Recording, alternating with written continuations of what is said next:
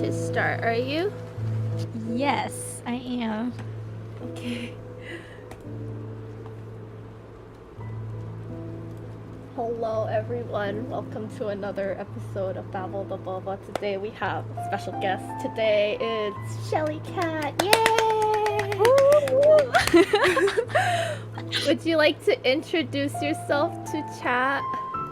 Oh, okay, yeah. I'm so bad at this. Oh, hi, I'm Trolley. I play video games on the internet. And yeah. That's What do you bad. stream? I stream like a lot of FPS games. I stream like Overwatch and sometimes Valorant, sometimes Apex, and sometimes Animal Crossing. So yeah. Okay, first question is, what first got you into streaming?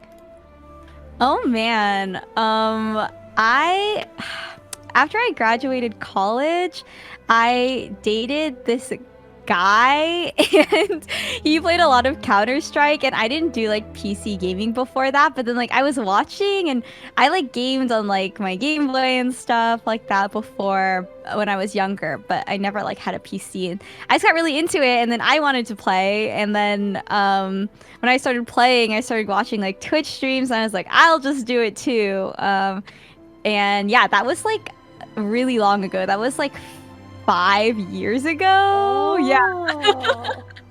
Super long ago. So yeah, that's me. How about you? Oh, me? I actually got inspired by this, so it was actually a mobile game that I saw someone stream. It's Love Nikki, the dress-up game. No. That's cute. Yeah, and I was like, oh, that's cute. I want to stream that too, because I play it a lot too. And then I started that, and it was like, at that time, it was like on and off. And then I think only like around my birthday, around that time, I actually started streaming full time, like, because of the pandemic. I was like, I got nothing else to do, so I might as well just stream full time. Ooh, pandemic got us good. Yeah, that's yeah. I don't really have a fun thing. I don't know. I used to have. What do you mean? What is that? What do you mean you have a fun like thing? I guess like an exciting story. Yeah. That's what I meant to say. Like I feel like my story's pretty boring. What? My story's boring as hell then. We got the same story, girl. Like, what the heck? What? I don't know. I feel like yours is more like exciting. I don't know. I feel like... No. Like, I used to have this dream, like, oh, someday I want to be a super big VTuber and then, like, be as big as Pokemon, but that's not gonna happen, so, like, I just gave up on that dream. You know, we have to start with a big dream or else we won't get anywhere, right? Like, Okay, you gotta true. start with... Yeah. So... what's the thing about streaming you like the most? Oh my god, I feel like probably everyone says the same thing, but I would just say, like, oh, the people I meet, like the friends. But like everyone says, but I feel like that's why people do it. Like, I don't know. I mean, no. Honestly, like, it's a valid answer. like I feel like I don't know. Like, I don't really like hanging out with people. Like IRL, like I get a lot of like social anxiety and stuff like that. And fair. yeah. So I don't know. This is like a great way to like hang out with my friends and like not have that anxiety, I feel like. And then doing no cam is always just like, so good, like chef's kiss. You know? It feels really nice to not stream with cam. But your VTuber's so cute. Oh like, my gosh, thank you. So cute. And with the Animal Crossing mermaid theme furniture, like, oh my god. Yeah, oh my gosh, thank you for noticing. I like the aesthetic of the mermaid theme, so. Oh my god, yeah. When I like first started playing Animal Crossing, I was obsessed with the mermaid theme too. It's so cute. It's so cute. I also really like the Sanrio furniture, and I actually had friends, I had people just give me this furniture. Like I did not buy the cards because I could not. People There's just give me the furniture. Pardon? Oh, like I was just saying, like people just gave you furniture, like you're so popular. Like, oh yeah, no, like, no. Okay, free I'm not to give you popular. Oh my gosh. furniture. Okay, like people. Okay, even though people say that, like, do you ever have that feeling where like people say something about you and then like you don't feel like it's true? Like it could be like good or like it's like a good thing, but like you don't feel like it's true. What do you mean? What do you mean? Who gives people just give other people like furniture? That's not a normal thing, okay? I feel like it is in Animal Crossing though. I don't know. Like people just give me stuff. Cause like Animal Crossing, like everyone's so nice if you think about it. Like they'll be like, if you want something, they'll be like, I got you, and then they give it to you. Someone could literally just drop 5 million bells on your island. I don't know. True. People are I think it's kind of crazy because some people played like so much like more at the beginning, so they just like have all of these like Nook miles and stuff, and it's like what they have nothing to do with them. Like there's nothing to do with it anymore. Yeah. Basically sounds like me kind of, because I have like a lot of money, but at the same time, like I don't know what to do with it. Is this how rich people feel? Oh yeah, you rich as hell. Like that's you're officially rich.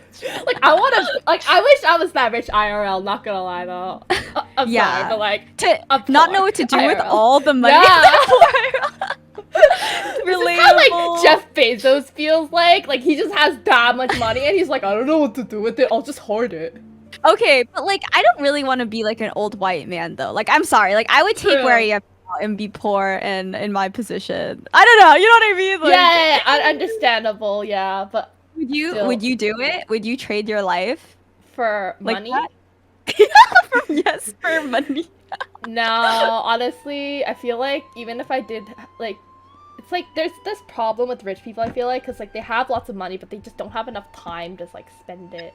Ooh, unless you were born rich, I guess. Yeah, right? Like feel like with that silver spoon kind of thing. Yeah. I mean, but maybe you don't have a good work ethic like some people because you don't need to. Yeah, like I don't know. I've seen those kinds of people. Not IRL, but like, I feel bad. But movies maybe do a good job of portraying them. I don't know. Yeah.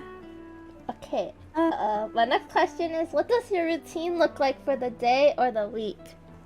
Oh my god, you're putting me on blast. Like I feel like I'm like on blast right now. Sorry. Like, did you not want to answer that question? It's totally understandable. I'm so kidding. I literally well, for some context, I like quit my job in February, like my full-time job, and I was gonna quit because I wanted to stream. I had this dream of streaming full-time and like it really working out and everything, but I was just getting really burnt out. Like I just couldn't do it.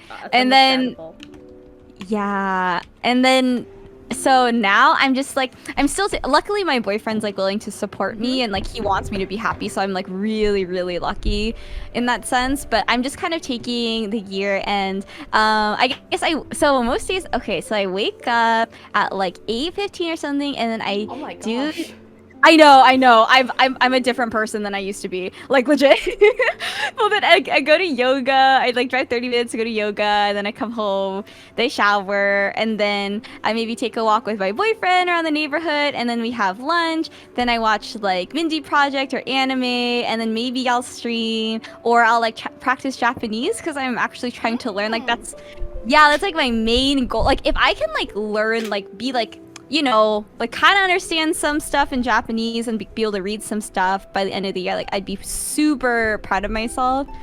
So yeah, and then I just make dinner and play some games, and that's my day, I guess. Ooh, sounds way more eventful than mine. I'll just say that right now. Tell me yours. I literally wake up at any odd hour. Could be noon, could be 2 p.m. I don't know. Depends on my sleep schedule because I have a whack sleep schedule. I'm a degen. I used to just like literally like wake up and what was it? I wake up and I used to play Animal Crossing, but I kind of got burnt out because I got nothing to do. But I might start streaming Animal Crossing again because I have a big plan for my island again. Whoa, can you talk about it, or is it a secret? Like, I mean, I'm literally just gonna make a lake on my island. That's it. A lake house, yeah. Oh shit, okay. Yeah, I'm gonna like terraform so much, and then like what I'm gonna do is like have a little area for my house, so it's like on a like it's like just surrounded by water. Like I tried to give like my house a treehouse aesthetic by putting it on a cliff, but I'm like, nah, man, now it's on the water. I'm gonna do that.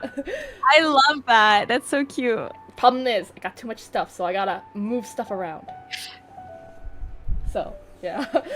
Yes, Loki. My profile picture is from Violet Evergarden. I love Violet Evergarden. One of my favorite animes. I watched it. It is so. Okay. The person. Like I think I love the animation, the art, everything, the plot. It's just with other people, like a lot of other people just kind of, I guess, stopped watching it just because the plot wasn't exciting, quote unquote, to them. Like they're more into like, you know, the shonen action anime with like fighting and stuff. Like there are fight scenes in Violet Evergarden. It's just mainly focused on the slice of life part, if that makes sense. Makes sense. Okay, I mean, I'll have to check it out. I'm currently watching Fruits Basket, and I'm really liking it. So after this, maybe I'll have to. If you do like slice of life, yeah, definitely Violet Evergarden. I highly recommend it for art and soundtrack, animation. Chef's kiss. S tier. Ooh, okay. I'm convinced. Is it still going on? Like, is it still like... It's finished. They have 2 movies released. I'm still waiting for the second movie to be released, like, officially online. Like, I don't want to pirate it because I really admire... Because Violet Evergarden was actually animated by Kyoto Anime Studios, and they're a small studio, so I also saw this documentary about how pirating anime is really, really bad for the animators. And it's I saw like an interview. They interviewed the animators, and it said that it really affects them. And no. Yeah, I don't pirate anymore. Like honestly, like I understand people can't, like, if it's like not on their budget to, like, you know, subscribe to like Crunchyroll, Funimation, like all those like legit streaming services. Honestly, I'm not even subscribed. I mooch off my friends. That's the thing. But you do it legally. Yes, I do it legally. That's the thing. Yes. Oh, yes. Your Lie in April is also one that's pretty good. Oh, yeah. I've watched that one twice. Twice? Oh my gosh. Bad. Oh, then again, I watched Angel Beats 3 times. I still cried, so understandable. But it's never the same when you, like, rewatch it, you know? Like, true. It's just, it's... Yeah. The first time's always, like, the worst because, like, you never expect, like, what's gonna happen. All of a sudden, you're just hit with tears. Rue! Oh my god, that totally... Yesterday, like, there was just, like, in Fruits Basket, there's just, like, something I didn't expect, and then I just, like, had to pause. I was just, like, hitting a pillow. I was like, ah! Because, like, I had no one to talk to about it, and I was just, like, so shocked. Oh, no! Not even your Discord community? Oh, well, because, I mean, like, they don't necessarily all watch anime, and then like if they do, they haven't necessarily seen this one, and then I feel nervous sometimes talking about the anime I watch because I don't want people to like spoil it at all. Oh, yeah, gotcha. Yeah. Don't want any spoilers. Gotcha. Yeah, I hear people are like, "Oh, you'll be shocked at the end." Like, I don't want to know that. Like, I don't want to know that. You know? Understandable. Yeah. Are you watching the rework of Fruits Basket or just the original? I'm watching. Okay, so I got confused. I'm watching the rework. I believe it's I think that's the only one that's on Crunchyroll. Like I just like looked up Fruits Basket on Crunchyroll and then I just started watching it. So I'm pretty sure it's the remake because it looks like very modern. Okay, yeah, probably because I know that Fruits Basket did get a rework. I really hope Clanad gets a rework though. Not gonna lie, because. Not gonna lie, what's really sad is that even though the plot's really good, it's just I hear from people they don't want to watch it because the eyes are creepy, and I'm not gonna lie, it kind of is. Wait, let me look it up. What's the name? Clanad. The eyes are kind of like they're very moe, like they're supposed to. It's very 90s, like of the time of what anime was like. Angel Beats has similar eyes because they were made by the same company, but Angel Beats toned it down a bit. Okay, it looks like, okay, I'm like looking at some pictures and like they do kind of look like bugs, but then for some reason the men look more normal, I feel like, and then the women look kind of weird. Maybe it's just the pictures I'm looking at. But why do the men have normal eyes and then the women's eyes are just like extra like extra doing it. Like, yeah, I feel know. like the girls, they're like, okay, we gotta make her extra cutesy, and they overloaded it. It's like, it kind of reminds me of, like, basically in China, they have this contest for, like, the cutest dog breeds, and then, like, someone tried so hard that they failed, basically. Yeah, that sounds about right. Still kind of cute, though. Kind of cute. Someone asked if it's the beauty standard in Japan. I honestly just think it was, like, at the time, like, that was, like, trending for anime. Like, that was the art style that was trending. I honestly just think it was that. Just, like, the moe eyes thing. I don't know. Human could possibly look like that. Like, like, there's no way. Like, I don't even know. Like, that would be so freaky. Yes, it would be. Like, it already is kind of creepy on the cartoon. I mean the anime, but I don't want to imagine it in real life. Another question is, when you feel burnout, how do you pick yourself up again? Oh my gosh, that's a good question. I feel like I don't. Yeah. I don't know, because I think like a lot of people experience burnout in different ways.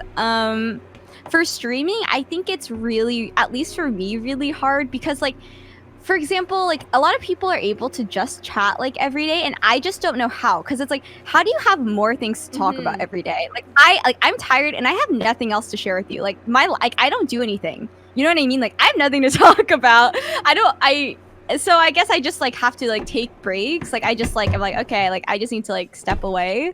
But like when I first quit my job and like went to streaming full time and stuff, and I was doing it and I was trying to stream like 4 or 5 days a week, and it was just like really hard for me. And then after I stopped, and I literally took like a couple of weeks or a few weeks without streaming at all, and then I felt so much better. So like at least for me, I think what's worked is just like taking a step back from everything. Okay. And what do you do, like, I guess, specifically? Like, do you got any routine, like, special things to do, or... Yeah. I don't know. Yeah, like, honestly, my life revolves around, like, eating and shopping. So, it's... that's all I, like, enjoy, I feel like. Eating and shopping? No, understandable. Yeah. But, like, it's so funny because, like, during quarantine, I definitely gained some weight and, like, my jeans don't fit. So, I kind of need to, like, and they were expensive. So I kind of need to, like, lay off from that perspective. And then shopping, like, I'm not making any money, so I can't really shop. So, you know, it's just, like, like... a bit of a paradox per se, but like not having work is definitely just like makes life so much better. How about you? Me? Oh, not gonna lie, I'm still burnt out. No. I think I have been for a while, like since high school. Like, just imagine a match slowly just like dying. That's me. What? What's going on? Like, why do you feel this way? Like, is there anything honestly specific? just feel like honestly for the longest time, every once in a while, it's like a roller coaster, you know? At the high points, I'll be like, I know what I'm gonna do. I'm gonna do this. I got a plan. All of a sudden, like something happens, and I'm just like, wait. What am I doing now? Huh? What? Is this what I'm doing? Oh no, I don't know what I'm doing anymore. Huh. Yeah. That's what happens. Yeah. And then that way? Yeah, and the pandemic happened. I was supposed to go to school, but my mom was like, you know what? I don't think it's worth it to pay for online classes. So just don't go to school. It's fine. Like, just stay home. Like, it'll be fine. Like, now my parents, like, are okay with me, like, not having a job and stuff. Like, at first, they were so, like, gung-ho about me, like, going to school, having a part-time job at first. And I guess, like, I'm still kind of mad about it because, like, they were so pushy. And now they're, like, because it's a pandemic. Like, I understand why, but, like, at the same time, like, why put that pressure on me? And then all of a sudden, like, it's now gone. Like, what was the point of all that pressure? How do you feel now, though? Like, now that they're more okay with it, like, are you happier, like, where you are? Or do you still want to, like, go to school and do those things? I still want to go to school, even though school's a scam. Okay, honestly, like, I still think school's a scam, but like, I don't know. I feel like I can't really do anything. Like, I don't really got any skills without a degree, so honestly, I'll just get a degree, try and work for the government, because apparently that's the most stable job. It's unionized. Yeah. Unionized. That's so practical. That's very practical. Yeah, I honestly, like, there's a lot of things I want to do, but, like, here's the thing. Like, I don't know if you grew up like this, but I grew up with the fear of failure. And it's surprisingly, it's not because of my parents, but the people around me. Like, they're the ones that, it's not their fault, honestly. I'm not saying it's their fault. I'm just saying, like, they're just, like, worth ethic. Just, like, and then, like, the fact that they're also scared of failure, like, kind of also made me scared of failure. It's just, like, oh, what happens if I'm, like, you know, can't pick myself up again if I fail, you know? Schoolmates and things like that, like for school, or like yeah, that kind of thing. Like, I always wanted to like pursue the arts, and you know how Asian parents are like very against it. Well, surprisingly, my parents are not against it. They're actually, my mom's actually for it. Nice. Yeah, I know. That's like it's weird, and like she actually wanted me to pursue arts. But here's the thing: this is where my sister comes in. She's just like, no, don't pursue arts. You're gonna fail. Like, don't be like my friend. Like, she'd be like, don't be like my friend who's doing fashion and he just like stays in someone else's basement just working on his designs. Like, sure, he gets to like show off his designs, but like, what next? He's not like successful or anything. And I'm just like, oh, okay. Well, I mean, like, success is how you define it. Yeah, you know. Yeah, that's what I'm thinking. And then she's just like, well, like, if you want to make a lot of money, like she's like very money centered. Like, I understand why, because she's one of those people that grew up when like my parents were struggling. Like, I only came in when my parents were like semi well off, like working class. Like, we were like poor when my sister was born, and she like grew up with the struggle, and then she like has that resentment, you know, like, yeah. Like, for me, like, saying, like, oh, you're so spoiled, you don't understand, like, what, like, they're going through, like, why do you always, like, want all these things, and, like, stuff like that. I don't know. I mean, that sounds rough, and I feel like it's always important to listen to other people and their experience, but at the same time, you know, like, you are a grown woman. Yeah. Like, you are allowed to define success however you want, like, whether that means you make money or whether it doesn't, like, as long as you're Wendy happy, then you know what? I think that's what's important. And like, we're so young. Like, it's okay to try and fail. Like, I feel like you're never gonna, like, I don't know, like, without like trying and failing, like, what are you doing? You know what I mean? Like, honestly, it's just now a part I think of it. about it, yeah, like, at least I tried, you know? Yeah. And like, I feel like my sister has this mindset where it's like, it's better to just not try so that you don't have to deal with failure. And I hate that mindset. And I hate how I also have that mindset in my head. You know what that means? You have to go fail like 10 times so you can get over a fear of failure. Like, just try, man. Like, I still fail at jobs. And, like, I still get sad when I get, because, like, I've been laid off because they're like, you're too slow. And I'm like, okay, I guess there's no job for me because I'm always slow. No, that just means you have to find a job that's, like, slower pace or something. And also, like, sometimes people are just dicks. Like, just because they're, like, your boss doesn't mean they're, like, smarter than you or anything. True. You know Honestly, what I mean? Okay, I'm gonna just, like, say this out loud. I worked for Miniso, okay? I hated that place. Don't work at Miniso. It's the worst place ever. What's a Mini? Miniso is this Japanese, like, cute store. Like, I thought it would be nice to work there. Anyways, it's supposed to, like, they are supposed to sell cute stuff. Anyway, all I know is that the boss is mean. They call me slow all the time. Understandable. Made a lot of mistakes. But, yeah, they were very mean to me. That's all I gotta say. And honestly, I looked at the reviews for when you're applying online after I got laid off, and it said there was just 2 stars. They're like, management sucks. Don't work here. It's not you. Like, it's literally not you. It's literally them. Yeah, it's that was like the one time it was literally them. But yeah, I'm sorry. I'm going on and on about like stuff. I'm so sorry. Why are you? No. I love hearing about it. Oh, like, oh, thank you. I always feel like, okay, this is like my biggest fear. I'm always scared I bore people because like I remember my sister like literally calling me out saying like, you talk too much, like let other people talk, like you're boring, like, and that's what I got. Oh my god! Oh my god! No, like, this is. I feel like you have all this. I feel like you have. Oh, have you watched Fruits Basket? No, I haven't, but I've heard of it. I was gonna make a comparison to that, but I just feel like you know, maybe just ignore other people and just do you, because I can tell you I am really enjoying talking to you and hearing about your experiences. So please don't feel like you're talking too much or over sharing or anything, because I ask questions because I want to know, okay? Like, I promise. Okay. Okay. I'll try. But thank you. That means a lot. And also thank you so much for coming out today. Like honestly, it means a lot. Of course. Of course. I'm sorry that I'm so hard to pin down sometimes. No.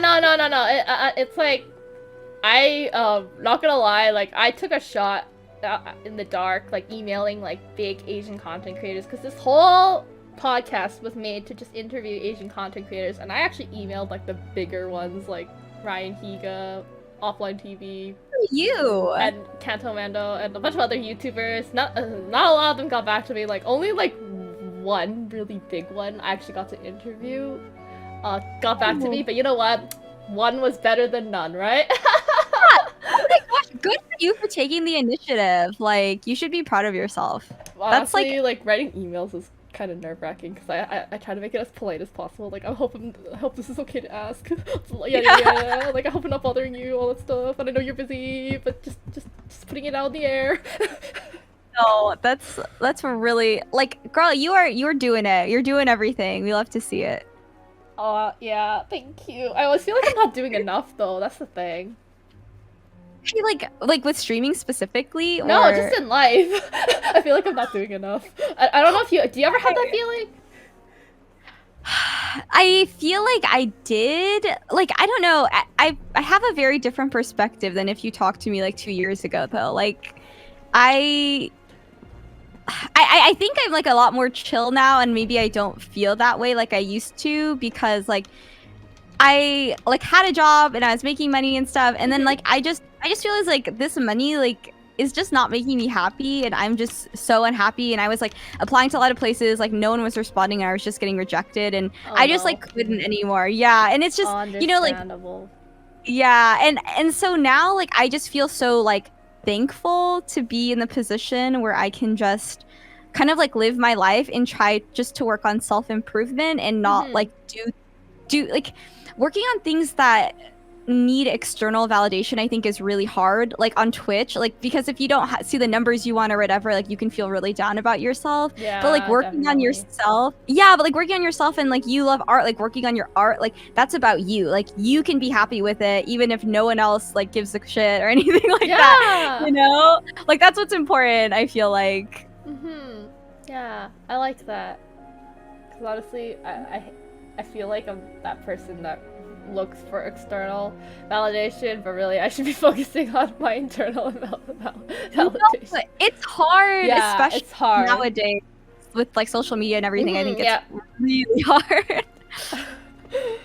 Okay, my next question is, what never fails to cheer you up? Wow, what a question. Honestly, shopping, buying new clothes. I have a real problem. It's a real problem. No. Understandable. Stuff makes you happy. Stuff makes me happy. Stuff goes all around, lol. Yeah, true. Like if I buy a plushie or something, I'm like, oh my gosh, this is making me so happy. Honestly, that's like me with clothes too. Like, I recently bought a Lolita dress, and I'm actually really happy about it. Because I've been meaning to get one for the longest time, and when I finally got it, it was actually really nice, and I loved it so much. It's like one of my favorite dresses now. Okay, I'm looking at, what's a Lolita dress? Is that from like a show, or is it just like a style? It's a style. So Japanese Lolita fashion is basically, it has a spectrum, like a whole spectrum. There's different like gothic Lolita, classic Lolita, and then there's Hime Lolita. There's like many. All I know is like the basis is that it's like a dress that's like, well, it could be like an outfit, or just like an outfit with like frills and bows, and it like looks very cute. I'm looking it up. This is so cute. It is. Like, I'm obsessed now. Like, why don't we always dress like this? I know. And like, okay, but the very popular one, at least in my opinion, like, because I tend to see it, is Victorian Lolita. It's like has the inspirations from the Victorian era, and I guess it was taken, like most of its inspiration was taken from it, because sometimes people will wear corsets with their dresses. Not all, just some. I'm not. Please don't attack me. I don't know the exact definition. Like, I feel like I should know because I'm starting to get into it. But like, this is my definition, basically. So these are so cute. Like, I'm so happy for you. Yes. Thank you. Honestly, my sister was really against it. Like, she was just looking out for me. Like, I understand. Like, I shouldn't have been really that offended, but still, like, she's just. I don't like how she, like, because there's a lot of I don't know. Is controversy a good word? Like, some people think there's controversy behind it. Like, they think it's, like, a fetish or something, but it's not. Like, it's just people wanting to dress like this because they like it, right? They're not sexualizing it in any way, right?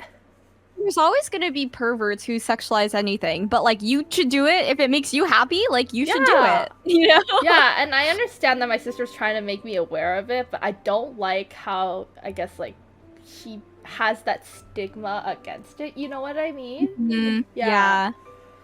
You're not doing anything wrong. Okay? Thank like, you. I always you're fine. Wait, this reminds me. I just watched a TikTok earlier, and okay, this is like kind of random, but I swear it relates. Yeah. And it was like, this girl was like, it was like, there's a caption. It was, okay, I'm not going to be able to explain this well, but it was like her mom telling her, like, you know, you have brothers, right? Like, wear a bra around the house. And she's like, huh? Like, as if, like, why would her brothers be, like, sexualizing their sister? You know what I mean? Like, it's such a weird thing to say. It is. Like, it's weird. Like, you shouldn't do things because you're, I don't know. It just doesn't, it just feels like the same vibe. You know what I mean? No. I can totally see it. That's what I told her. And I said, basically, like, are you saying that, let's say, if I were to wear this and I got catcalled, are you saying that's my fault for getting catcalled? Are you saying that? And she said she wasn't saying that, but essentially she is in a way, you know? Like, she's like saying, like, just know you're going to attract that attention. And in a way, isn't she also saying, like, that's my fault for attracting that attention? And that's what I hated about it. And apparently she got mad at me for saying that, and now we don't talk anymore. Victim blaming, like, we should be talking to the gross men that catcall women, like, not women who want to wear what they want to wear. Yeah, I hate how it is one of my friends, like, she actually has a project on this. I know this is related. I swear it's related. Basically, she sent me this definition. She asked me what this word meant. I forgot what the word was. If you're in chat, Sophia, could you remind me what the word was? Hold on. It was, I'm trying to find, okay, androcentrism. It's basically, in the practice, conscious of otherwise placing a masculine point of view at the center of one's worldview, culture, and history, thereby culturally marginalizing femininity. So basically, it's like a masculine point of view. Down with the patriarchy. Yeah, down with the patriarchy. It's a good example would be, like, you know how girls are usually sent like the dress code. That whole dress code. That thing was supposed to, I guess, it's meant to target women. If you really think about it, like, they say, oh, guys are also a target too, but no, it's meant to target girls. Like, saying, like, you can't wear a tank top, it's too, like, you're gonna distract the boys. Like, maybe you should start teaching boys to just control themselves. Like, you don't see a gay guy going around slapping other other guys' asses. If they can control themselves, I think it's fine the other way around, you know? Yeah, no, I love that you brought that up. I actually have, like, I remember, like, in middle school, like, I always wore just, like, soccer shorts around. Like, not remotely sexual, by the way, just soccer shorts, like, from soccer practice. And I remember we had, like, a dress code where, like, the shorts had to go past your hands, like, if you put your arms down. Yeah. And, like, I guess one day my shorts were just, like, slightly above where my hands are. Oh my gosh. And then they like wrote me up, and then they, like, called my parents in to bring me new clothes, and I felt, like, so ashamed. I was like, oh my gosh, my parents are gonna be so mad at me. Like, oh my my god, like I messed up, you know what I mean? Yeah. And then my dad came and he was like, are you kidding me? Like, you called me in here, she's wearing soccer shorts. Like, he was so pissed at them. And I was so, yeah, I was like just shocked because I was like, oh my god, like my dad's like standing up for me. Yeah. Like, I don't know. I like that. Oh my gosh, I'm happy that your family like was standing up for you. Yeah. Yeah, I mean, like, they were literally soccer shorts. Like, trust me, when I was in high school and stuff, my mom would make comments like, you're wearing that outside the house? But, like, in middle school, I'm wearing soccer shorts? Like, come on, man. Like, chill. Or, honestly, I felt really bad for this one girl in my class. Like, they, what was it? My English teacher literally called her out in front of the whole class saying, like, oh, your dress is too revealing. I can see your boobs, like, hanging out. And she was, like, mortified. Like, she walked out of our class, which is understandable, right? God. Like, and it's really sad, like, because the teacher just had this resentment for her just because, like, she skipped classes a lot. And, like, I understand that you don't like her, but why do you have to project it in public, you know? It's like traumatic, and that teacher should get fired, like, honestly. Yeah. And like I saw that, and like I'm grateful like the teacher was nicer to me, because like what she did, like she took me to her office and she's like, oh, okay, like your bra's showing, like she like fixed it for me. But like why did she do it for me, like be like discreet like that for me but not the other girl? And I thought that was really messed up. No, that's like not okay. Yeah. Like, you can't traumatize children like that. Yeah, I know. I felt so bad for that girl, and it's just I never saw her again after. Understandable, because honestly, I did not like my grade 12 English teacher. Honestly, she was. She sounds awful. She was, honestly, yes. Grade 9 and grade 12 English teachers, I did not like them. No. I have horror stories. Traumatized forever from them. Oh god. I don't know if you've had any stories about like really, really crazy strict teachers, but if you do, yeah, I'd love to hear them. Honestly. Crazy strict teacher. You know what? You go first. It sounds like you have some. Do you want to hear them? Like, honestly, some of them are crazy. Like, this grade 9, I had a grade 9 English teacher, and I ran out of ink from my pen, and she literally told me to call home and tell my mom to buy pens. My mom was so confused when I called her. What? Yeah, this actually happened. What is this school? What is the school you went to? My god. Like, don't say the name, but like, this is horrible. Like, this school should be shut down. Shut it down. Honestly, it went downhill after I left, like, the school. Like, honestly, and she left, I think, 2 years after I graduated, and I'm kind of sad about that because I wish I never had her, honestly, because... Yeah. Okay. There were some good things about her, but honestly, regardless, I wish I never had her. She was way too strict. That's, like, she sounds, like, honestly a little crazy. Like, that's... She is, and, I've heard stories where they've seen her out in public, and she's literally a Karen. Like, she will be like, it's like, if you don't have it in stock, she'll be like, what? I must have it. I demand to speak to your manager. Like, that kind of person. Oh my god.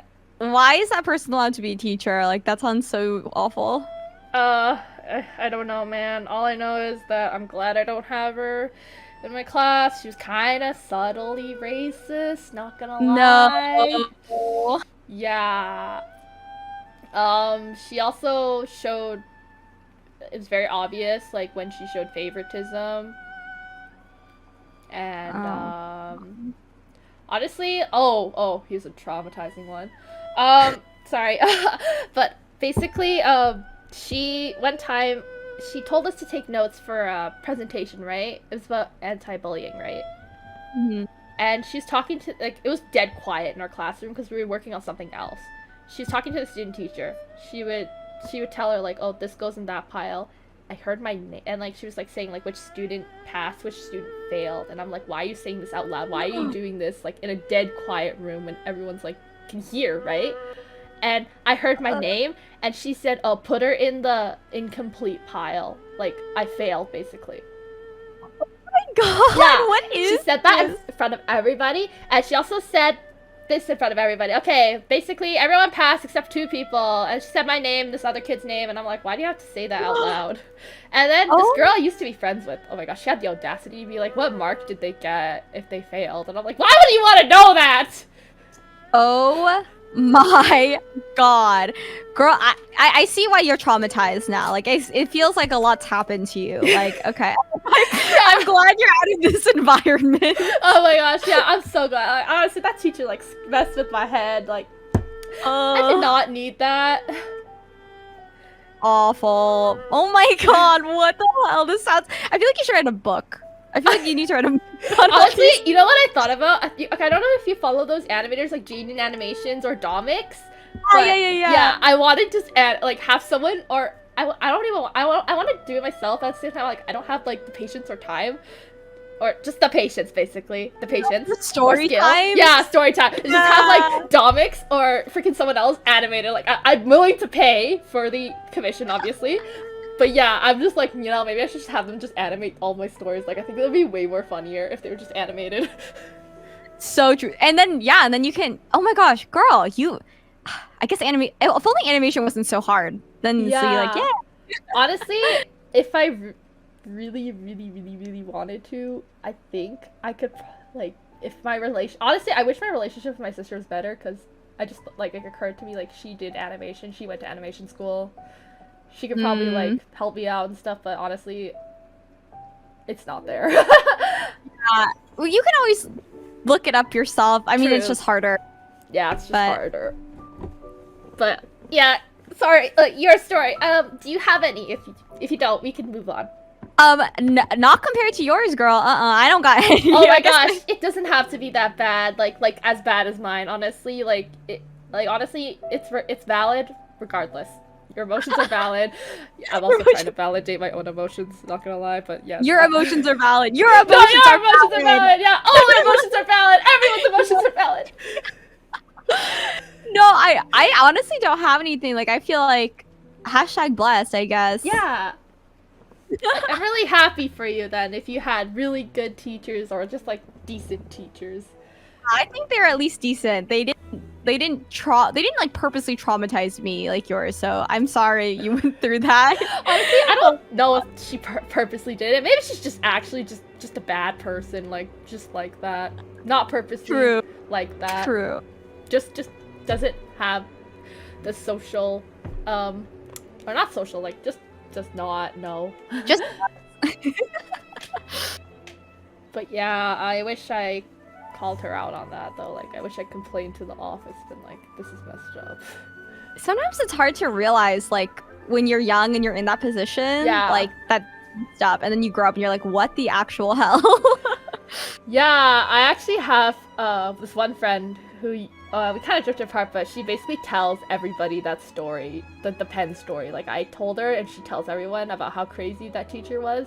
Yeah. She just uses my story. And honestly, it's a valid story. It is valid. That's so awful. Yeah. But I guess my next question is I guess do you have a favorite memory from 2019 before the pandemic? Oh my god, when I don't even know what I did in 2019. That was like a billion years ago. Honestly, I just get those Facebook memory flashback things, and I'm just like, man, that was such a good time. 2019 was actually like we were like roasting on it, saying like, oh, 2019 is a bad year. It sucks. Yeah, no, nothing compared to 2020. I feel like I'd have to literally scroll my phone to like I do not know. Like, I don't know what happened in 2019. Like, I'm not kidding. Like, I couldn't tell you one single thing. Understandable. Like, do you have, like, not even, like, any significant events? Like, I don't know if you go to conventions, but conventions? I don't know. Festivals? Oh, yeah. I guess, you know, okay. Something else.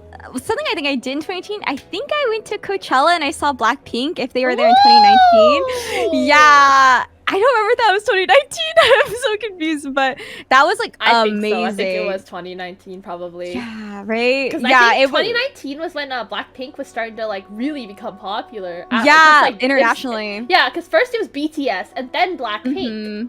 Correct. I don't know. I'm not a K-pop stan, so I wouldn't know.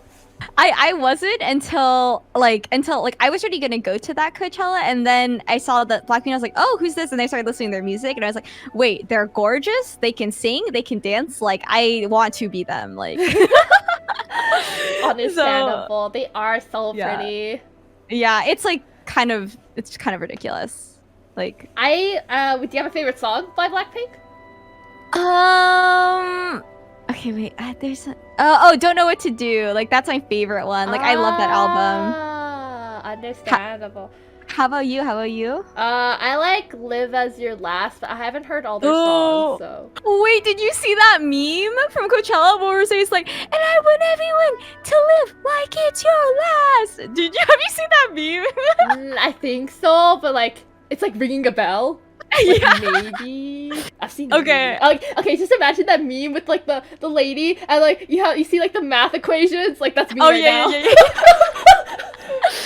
Oh, that always makes me, whenever I hear that song, I always think about that meme. So Live It, like it's like Live As Your Last is like the I mean, think of this. Yeah. So good.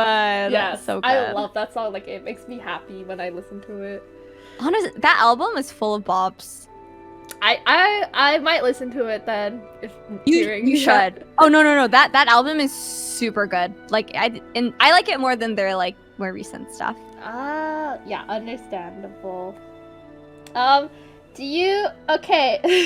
This is a complicated question, but have you heard of the trolley problem? Yes. Like the one with the 5 people and the one person got saved. Yeah. Okay. Okay. So since you know what it is, I'm gonna change things up a little. So let's say that one person is the love of your life, and then the 5 other people are your 5 closest friends. Who do you choose to save? Damn, I don't really have close friends, so this is a little too easy.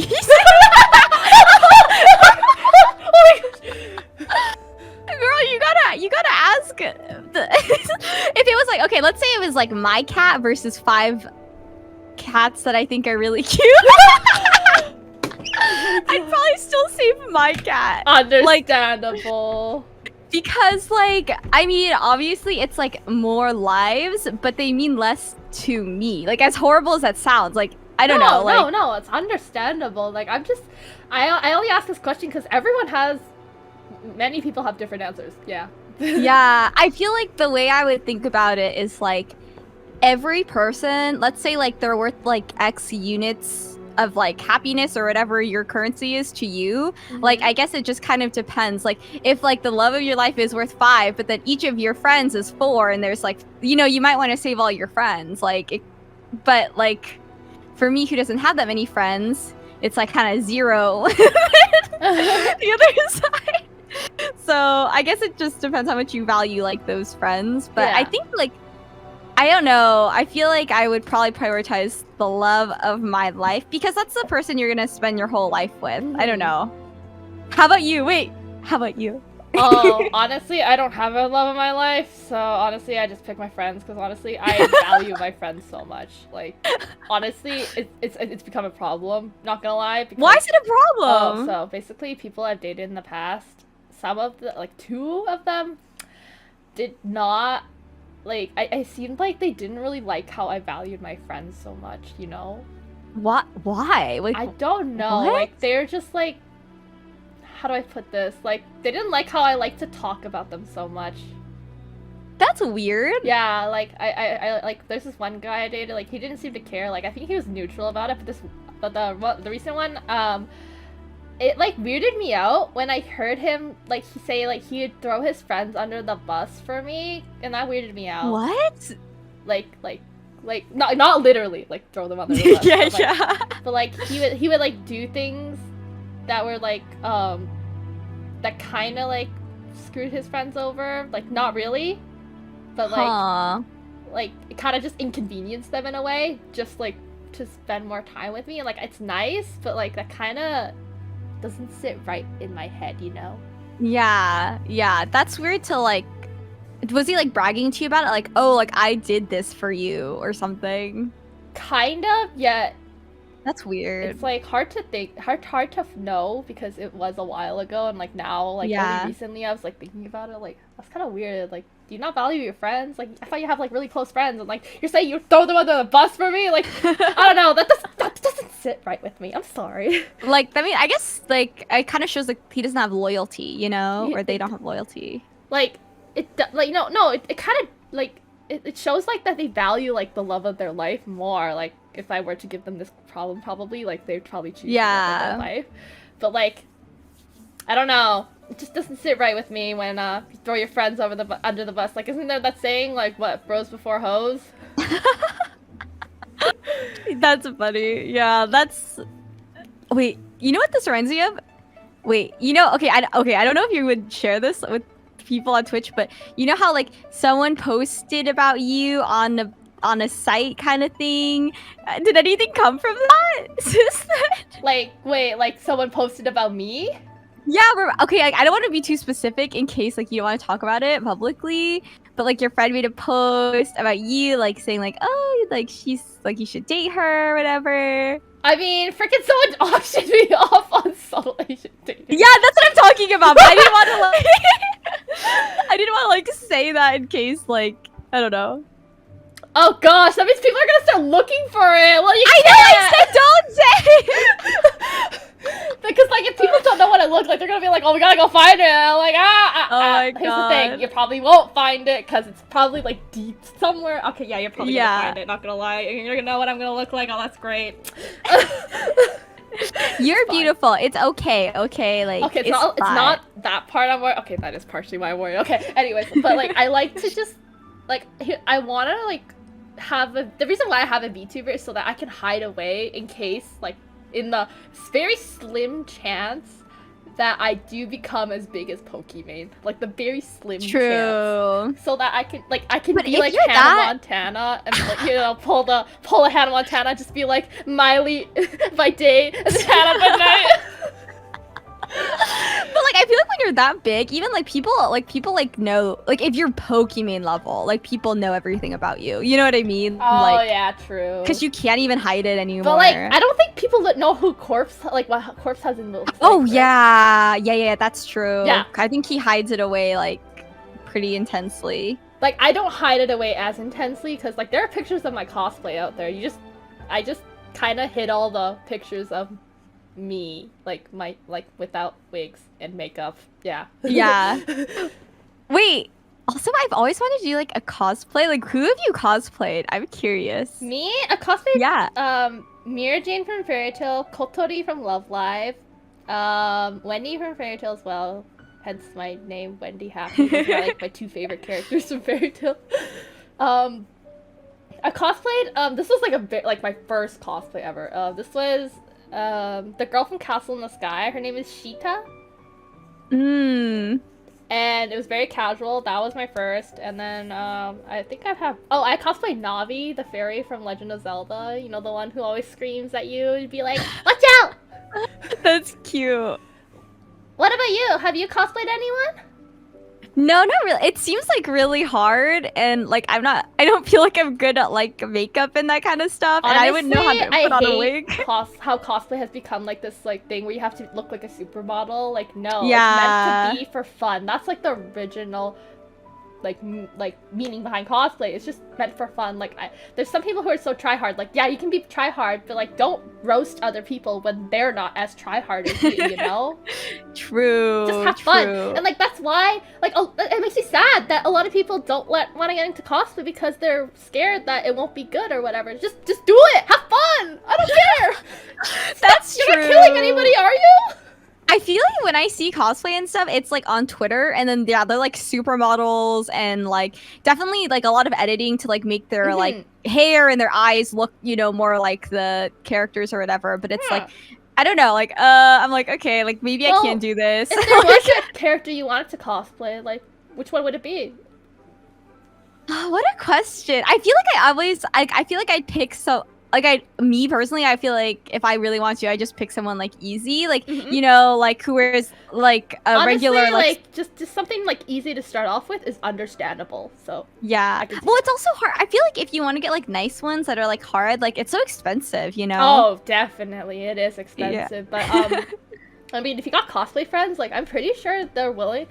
If they're nice enough, like if they'd be nice enough to like, or not if they're nice, they'd be nice enough to let you just like, you know, try it on, like see how it is, you know. Yeah. Like obviously they won't give it to you, but you know maybe they'll give it to me. Yeah, they'll maybe like let you like, you know, just try it on, like see if you like it. Yeah, I mean, I like your whole Lolita dressing. I feel like it's just like fun to like feel cute, you know? Oh, Like, honestly, you could do those things like where they just let you wear it and then you can do like a photo shoot. Like honestly, you could just do that. There are no, but I things like don't that that exist. Yeah. really. That sounds cute. Especially in Asia. Especially Asia. Asia has True. a ton of those, like those photo shoot things where they just give you a pretty dress to wear. Like, it doesn't even have to be Lolita. It can be like the traditional clothes even. Like those especially are very popular in Asia. And I love that. I've always wanted to go to one of those, like the photo shoot, because like I've seen a lot of my friends, like when they go to Asia, they do that, and I'm just like, where's my photo shoot? How come my mom never asked me to do that? Because their parents ask them, do you like want to do it? And I'm just like, why haven't I been asked to do that? My mom would never. That sounds so fun though. Yeah, it is. It looks fun. Like, honestly, like, if you go back to Asia, like, honestly, I want to do that when I go back to Asia. Yeah. Totally do it. Go for it. I highly encourage cosplay for you. It's for everybody, honestly. It's for everyone. Yeah, I mean, I like got into anime kind of like right before the pandemic hit. So, and then I was really excited to go like the cons and stuff, just like see everything and like buy art, you know. Yeah. But then like, quarantine happened, so yeah, you know, it's the worst. I love conventions. Like it really makes me so sad that like people can't go to conventions anymore. Like conventions might not be a thing, or might be, but not for a long time, because honestly, that's like where a lot of people get their social interaction. Like a lot of people, true, they don't socialize that much unless it's at a convention, and honestly, that's kind of like me.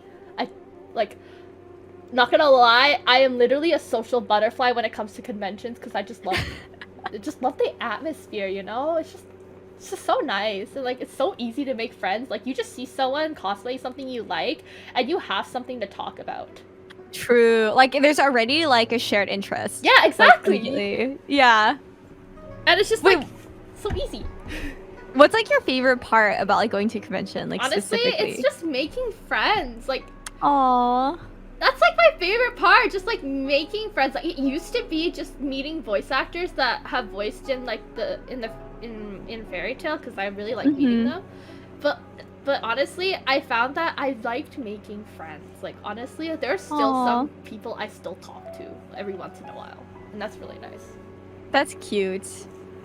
But yeah, highly suggest when conventions are back to go to one.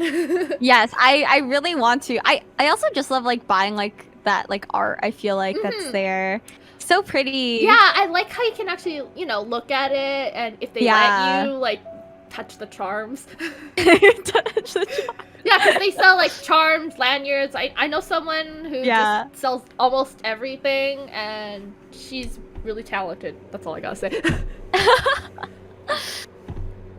I don't know do you have any artist friends that or going friends? No. Really? Yeah. What do you mean?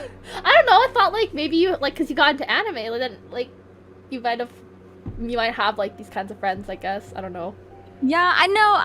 It's more just like there's people in like my chat and stuff that like really like anime. Like we have like even before I watched it, I said like, oh, I don't watch anime. Like there was a lot of people that did really love anime, so then I was kind of like convinced by like the community to watch it. Yeah, and I was like, okay. Community that convinced you. Gotcha. Yeah. Does that mean wait, does your boyfriend also watch it though, or no? I got him into it. Oh, okay. Yeah, so yeah, like the first anime we watched was My Hero, and then we're like, okay, we like this, like it's a good starter anime, and then the really popular ones are good starter animes. I agree. Yeah, and then like I feel like I still only watch popular ones, but I've wrong with only that. watched. Yeah, I mean, like I think I've seen like 6 or something now, so honestly, you know, enjoying I feel the experience. Like there's nothing wrong with watching popular anime if you like it. Like some people are like, "Oh, you're so mainstream." Like honestly, they're popular for a reason, right? Yeah, I'm basic. I'm so basic. Like I don't mind it. Yeah, and if you want more recommendations, I bet your community has lots. I have some too. If you want, I don't know. It sounds like a lot of people have recommended Fairy Tail, so like I think that's gonna be next after Fruits Basket. Ooh, so I personally liked Fairy Tail. Like honestly, I know that some people it's like not for them. because like it's sometimes cheesy, but honestly, that's kind of the reason why I like it. I will, when I watch it, and if I'm like, oh my god, I'll totally message you and be like, oh my god, I can't believe this happened. Yes, and let me know who you ship too. That's important. Yes. Okay, I will. Who do you look up to the most, if you have anyone? Oh, like in life? Yeah, or just in general.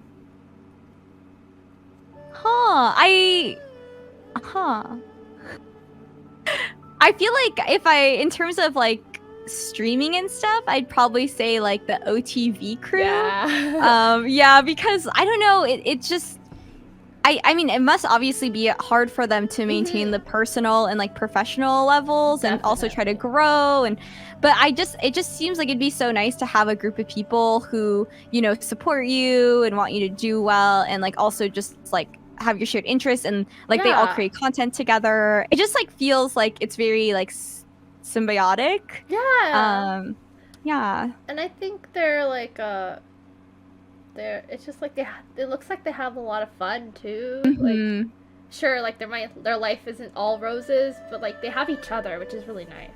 Yeah, exactly. I think I feel like it must be fun. I mean, like obviously I don't know, but I think it'd be more fun than just like being like a kind of standalone streamer, you know, Definitely. like XQC or something who just mainly does content on his own. Like I feel like it'd just be more fun. Yeah, it's always more fun with more people. For most people, most of the time, yes. Do you have a favorite Asian in the media? Okay, I feel like I'm probably just gonna say OTV again because they're probably the ones I watch the most. Understandable. In terms of like Asians in the media. Yeah. I don't know. I something I really like them. I feel like they do, like they represent Asians, like Asian Americans really well. Yeah. And I just think it's like, and not just that, but they also represent the gaming community really well. So it's just, I think it must be hard for them, especially, you know, like when you stream a lot of the content's about you, to like always, and to have that many people watching, to be like a good role model. But definitely. Yeah, I feel like it's really like, oh, I'm still here. I thought I closed it. I think it's a really like, I think they're doing a really good job. Yeah. And then, oh my gosh, have you seen Toast glow up recently? Like, what's going on with him? No, I didn't. Oh my god, you should go to his Twitter. He has like an earring now, and he cut his hair. He looks kind of, I feel like he's going for like a boy band kind of vibe. Hold on. I gotta go on Disguise Toast. Did he like post it on his personal Twitter? On his, yeah, on his Twitter. Oh my god! Do you see it? Yeah! Oh he's transforming. He used to be like so nerdy, and then damn. I know. Like, not that nerdy was a bad thing, but like this is very different from his like, you know, style. Yeah, which is like I don't really care, like whatever, you know. Now it's stuff. Now he's like putting. He definitely cares. Yeah, it kind of reminds me of Ryan Higa when because he did a transformation kind of similar. Like I remember he had that K-pop boy band face. And I know it's for the video that he the K-pop he made, but still like I can see it kind of. It's not a bad thing, but like yeah, just like very different. Do you think you would ever go through like I guess like style change, or I don't know? Yeah, I feel like I've solidified my like kind of style now because I'm old. And what? But you said earlier we were young. You were young. Oh. You were young. I feel like I'm old. I feel definitely older than you, for sure. I think I'm older than most people that stream. I feel like most like young women that stream on Twitch. I mean, Pokemon's kind of like in her mid-20s, so. Yeah. I'm in my mid-20s. Yeah, so you're not the only one that's like. True. Yeah, but I mean, like, oh my god. Sometimes I look back at like pictures, even like 5 years ago, what I wore, and I'm like, oh my god, this is so embarrassing. Like, this is so ugly. But you know what? I think it'll just always be like that, right? Like you'll always be like, oh god, what did I wear? Honestly, I feel like that's like all 90s kids when they look back at their childhood photos and they're like, what the frick? Yeah. What was this era?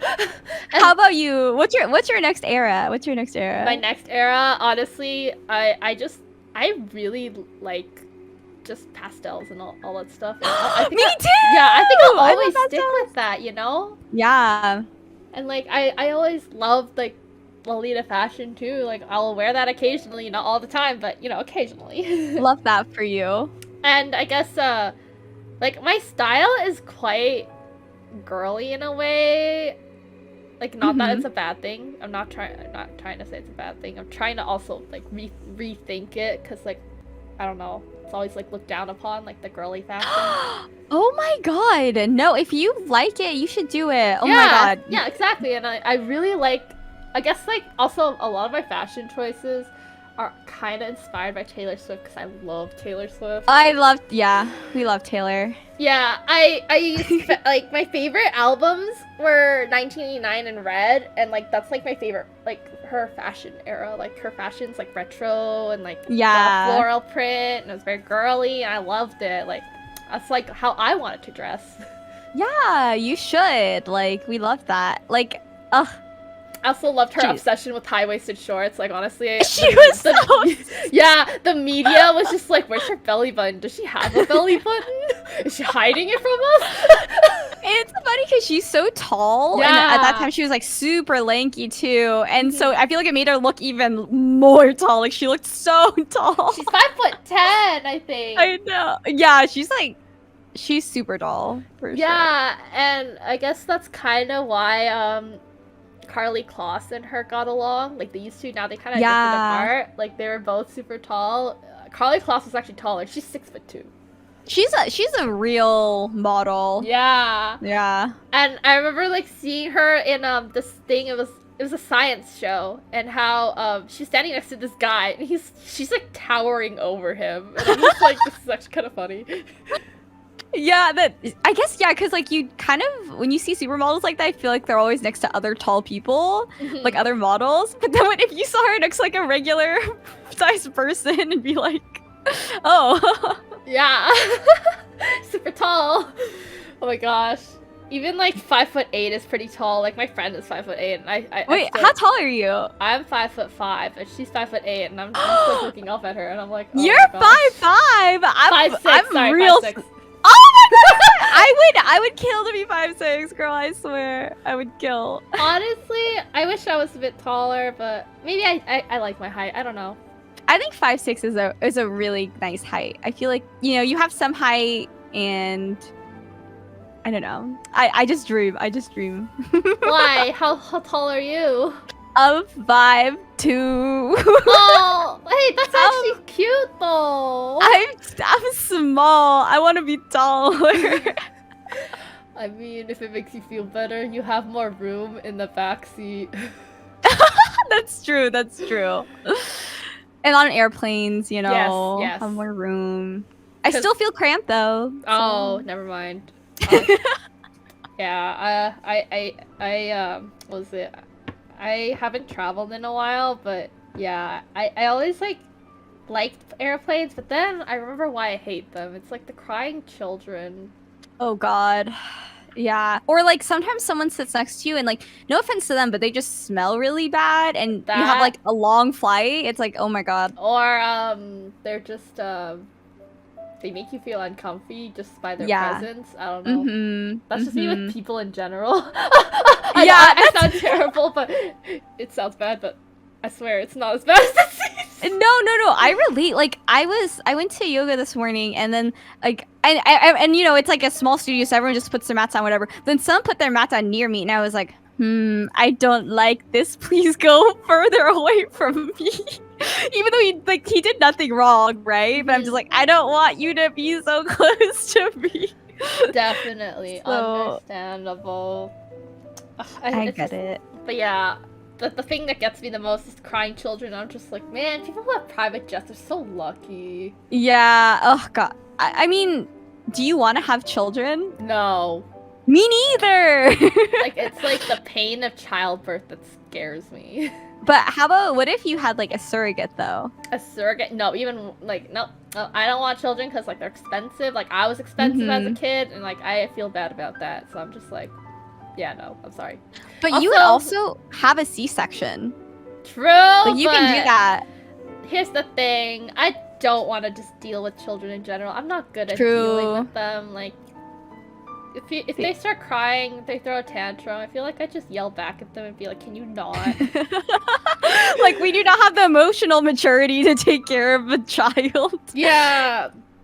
Like, I just don't want to deal with children. Like, I'm very bad at dealing with people. And, like, I thought about it for a while. And I was just like, maybe I just don't deserve a significant other either. Like, okay, wait. Alone.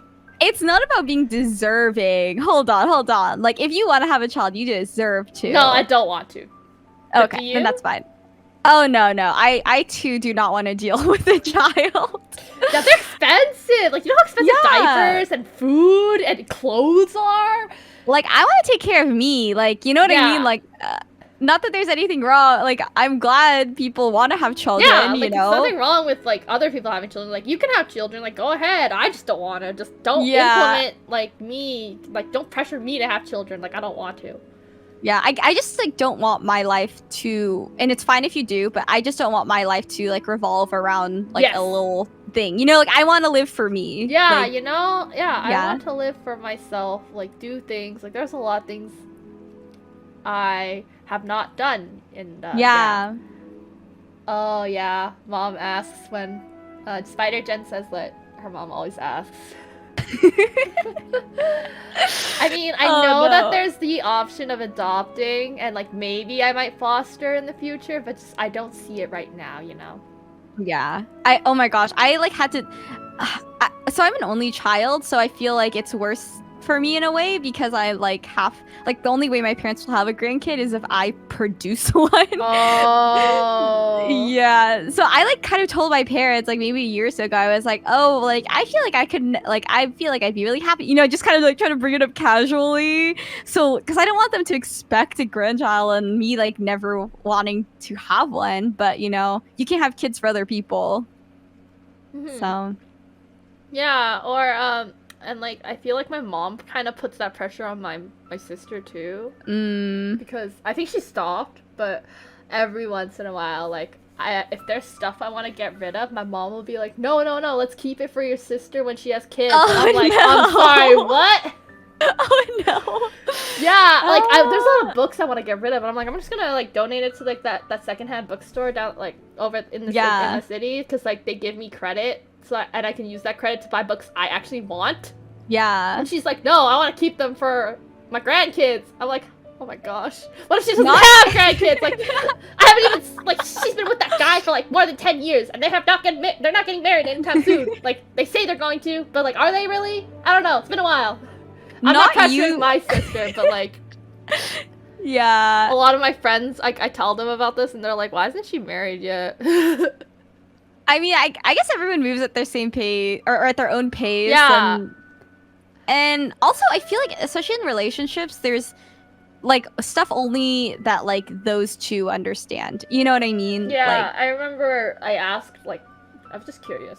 I asked like her boyfriend if they were gonna get married, and he said, "Yeah, well, we find a house." And I'm like, I laughed in my head because Vancouver, it's possible to find housing. So expensive. Yeah. Like third most expensive city in the world. Oh my god. So, wait, what's the first and second? First, I know is Hong Kong for sure. Oh, okay, that makes sense. Hong Kong has a huge housing problem. It's actually so sad. So what they'll do is like most apartments, what they'll do is they have a bunch of like little tiny rooms. They call them cage homes because it's literally a cage. Oh my god. And then they all share one kitchen, one bathroom. And it's like 12 like little small cages, and there are families living in those cages. Sometimes. The fact that they're called cages, like, is already a major red flag, you know? Like, ooh, okay. Yeah, and it's a huge problem, and it's because so here's the thing. You know how there's that stereotype of crazy rich Asians? Yeah. So that stereotype is partially true, but not to all Asians. So what they'll do is like the government will have auctions for these developers in Asia where they buy land in Hong Kong and they give it to the highest bidder. And it's not sustainable that way. Because the government is the one running this. I mean, I feel like things are just gonna get really bad and then just like boil over. Like that's how these things happen. It's already boiling over. Like there are people like on the streets all because of COVID. It's like it's even worse because like the COVID cases there were I'm not sure how they are now, but they at one point they were really bad because people can't be in their houses because there's just too many people there. Their cages. Oh my god, that's awful. It's expensive too. Like, it's just like, let's just imagine the size. Do you have a car? Mm-hmm. Yeah, just imagine, like, if it's a small car, just imagine that. And that, like, just take out the seats. Just put furniture. That's basically their house. That's so awful. Yes. And there are families living in just that tiny space. Oof. Yeah, sometimes it's one person, but most of the time it's families, and it's really sad. And there's this one guy who came up with a quote-unquote solution, but he even himself, the guy who came up with it, was like, this is just putting a band-aid over a bullet hole. Oh my god. So his solution was, you know how Japan has the pod hotels? Mm-hmm. Yeah, they were like saying how we'll just like renovate the cage homes to make it nicer. And like, although it is kind of helping, it's just like he said, it's not good long-term. Yeah, like things will like it sounds like there's definitely going to be a point where people are just not going to have it anymore, you know, like you can't expect people to live like that. Yeah, not only that, but they also have to worry about China trying to take over Hong Kong with the whole I don't know exactly what's going on. I just know that they're not on good terms with China right now. Something about a contract ending. Because Hong Kong is it kind of was a democracy without China, right? Mm-hmm. And now that the contract is up, I guess China's like, oh, we can now take over Hong Kong, and yeah, tensions are rising. A lot of protests, and yeah, I don't know what's going on. All I know is that it looks messy, and yeah, I hope things do go well. I don't know, and I am kind of worried about Taiwan being the next target. Of China? Yes.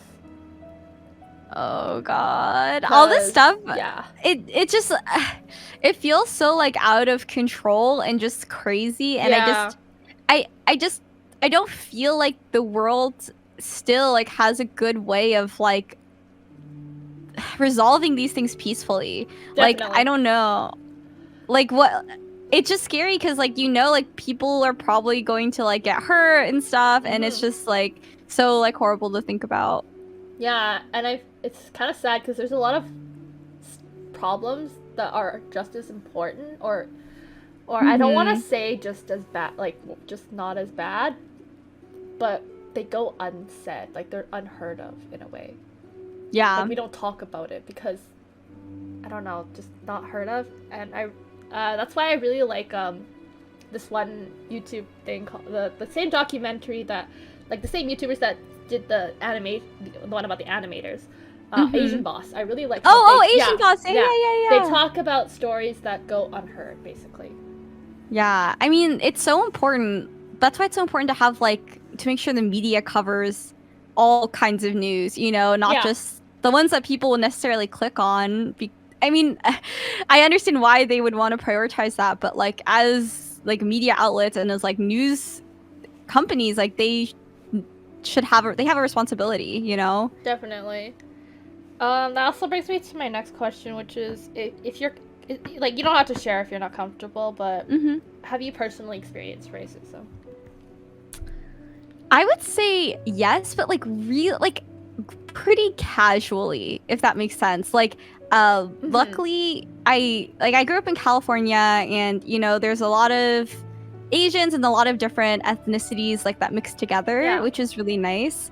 And in the high school I went to, there's definitely super diverse. But like something, I don't know, like, so it was never really bad. Like I was definitely, it was never bad, but like some things that were just like kind of weird is like in high school I was called like China doll, which is like, oh, but it's a compliment, you know, but it's like I'm not Chinese. Like, so it's like also I'm not an object, you know what I mean? It's kind of fetishizing in a way, isn't it? Yeah, but what's weird is the person who like kind of came up there, like started it, was actually like half Asian, half white, right? So it's not even like, so it's just like, that's questionable. Yeah, so and I never thought of anything about, like, I never thought about it really, you know what I mean? Like I wasn't like offended by it or anything. I was like, okay, like whatever. But like looking back, I'm like, like this is like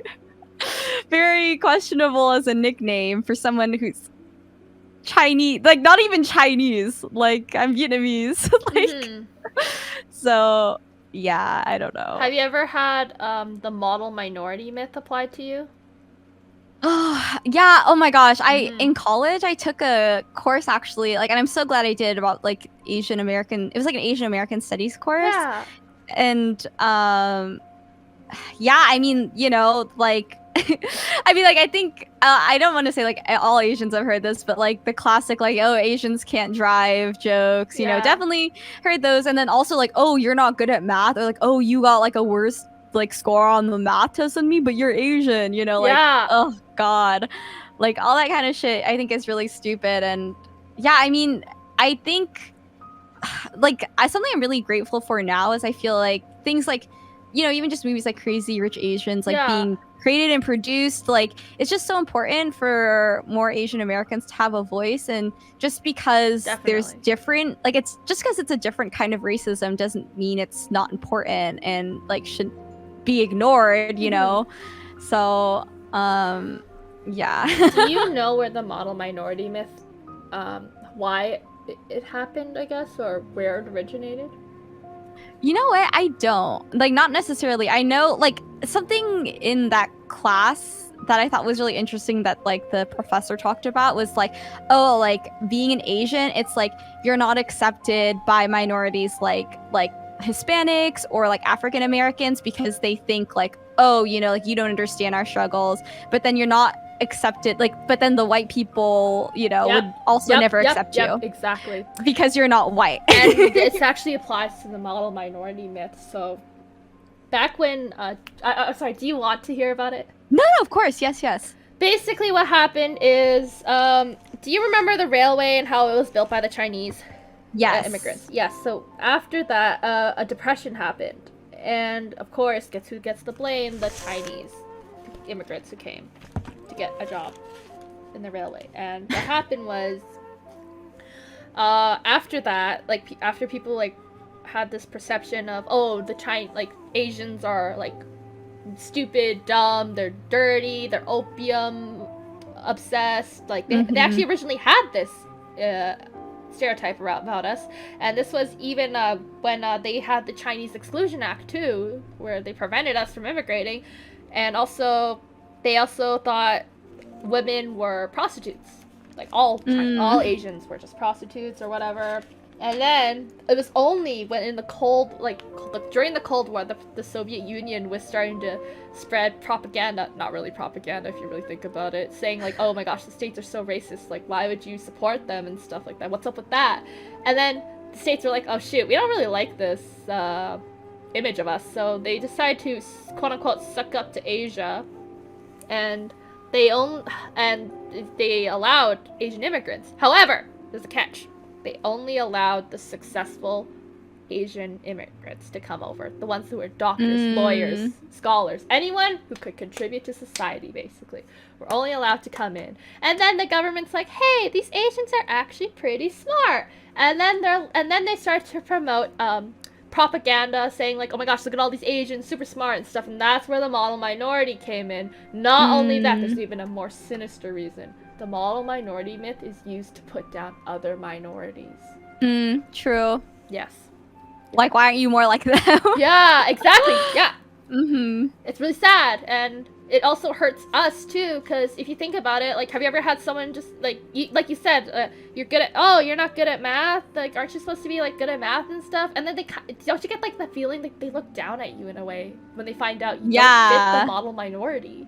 Yeah, like, you're not good enough, like, you don't live up to it. Yeah, or, I don't know if you have, like, even fellow Asians are, like, caught in the model minority, like, they'll look down at you too, like, just your, like, fellow Asians, like, if you don't fit the model minority, if you're not Asian enough, they'll be like, you're so whitewashed, like, why are you like this? Yeah, I hate the word, I hate the word whitewashed, I hate the word, like, ABG for those, like, reasons.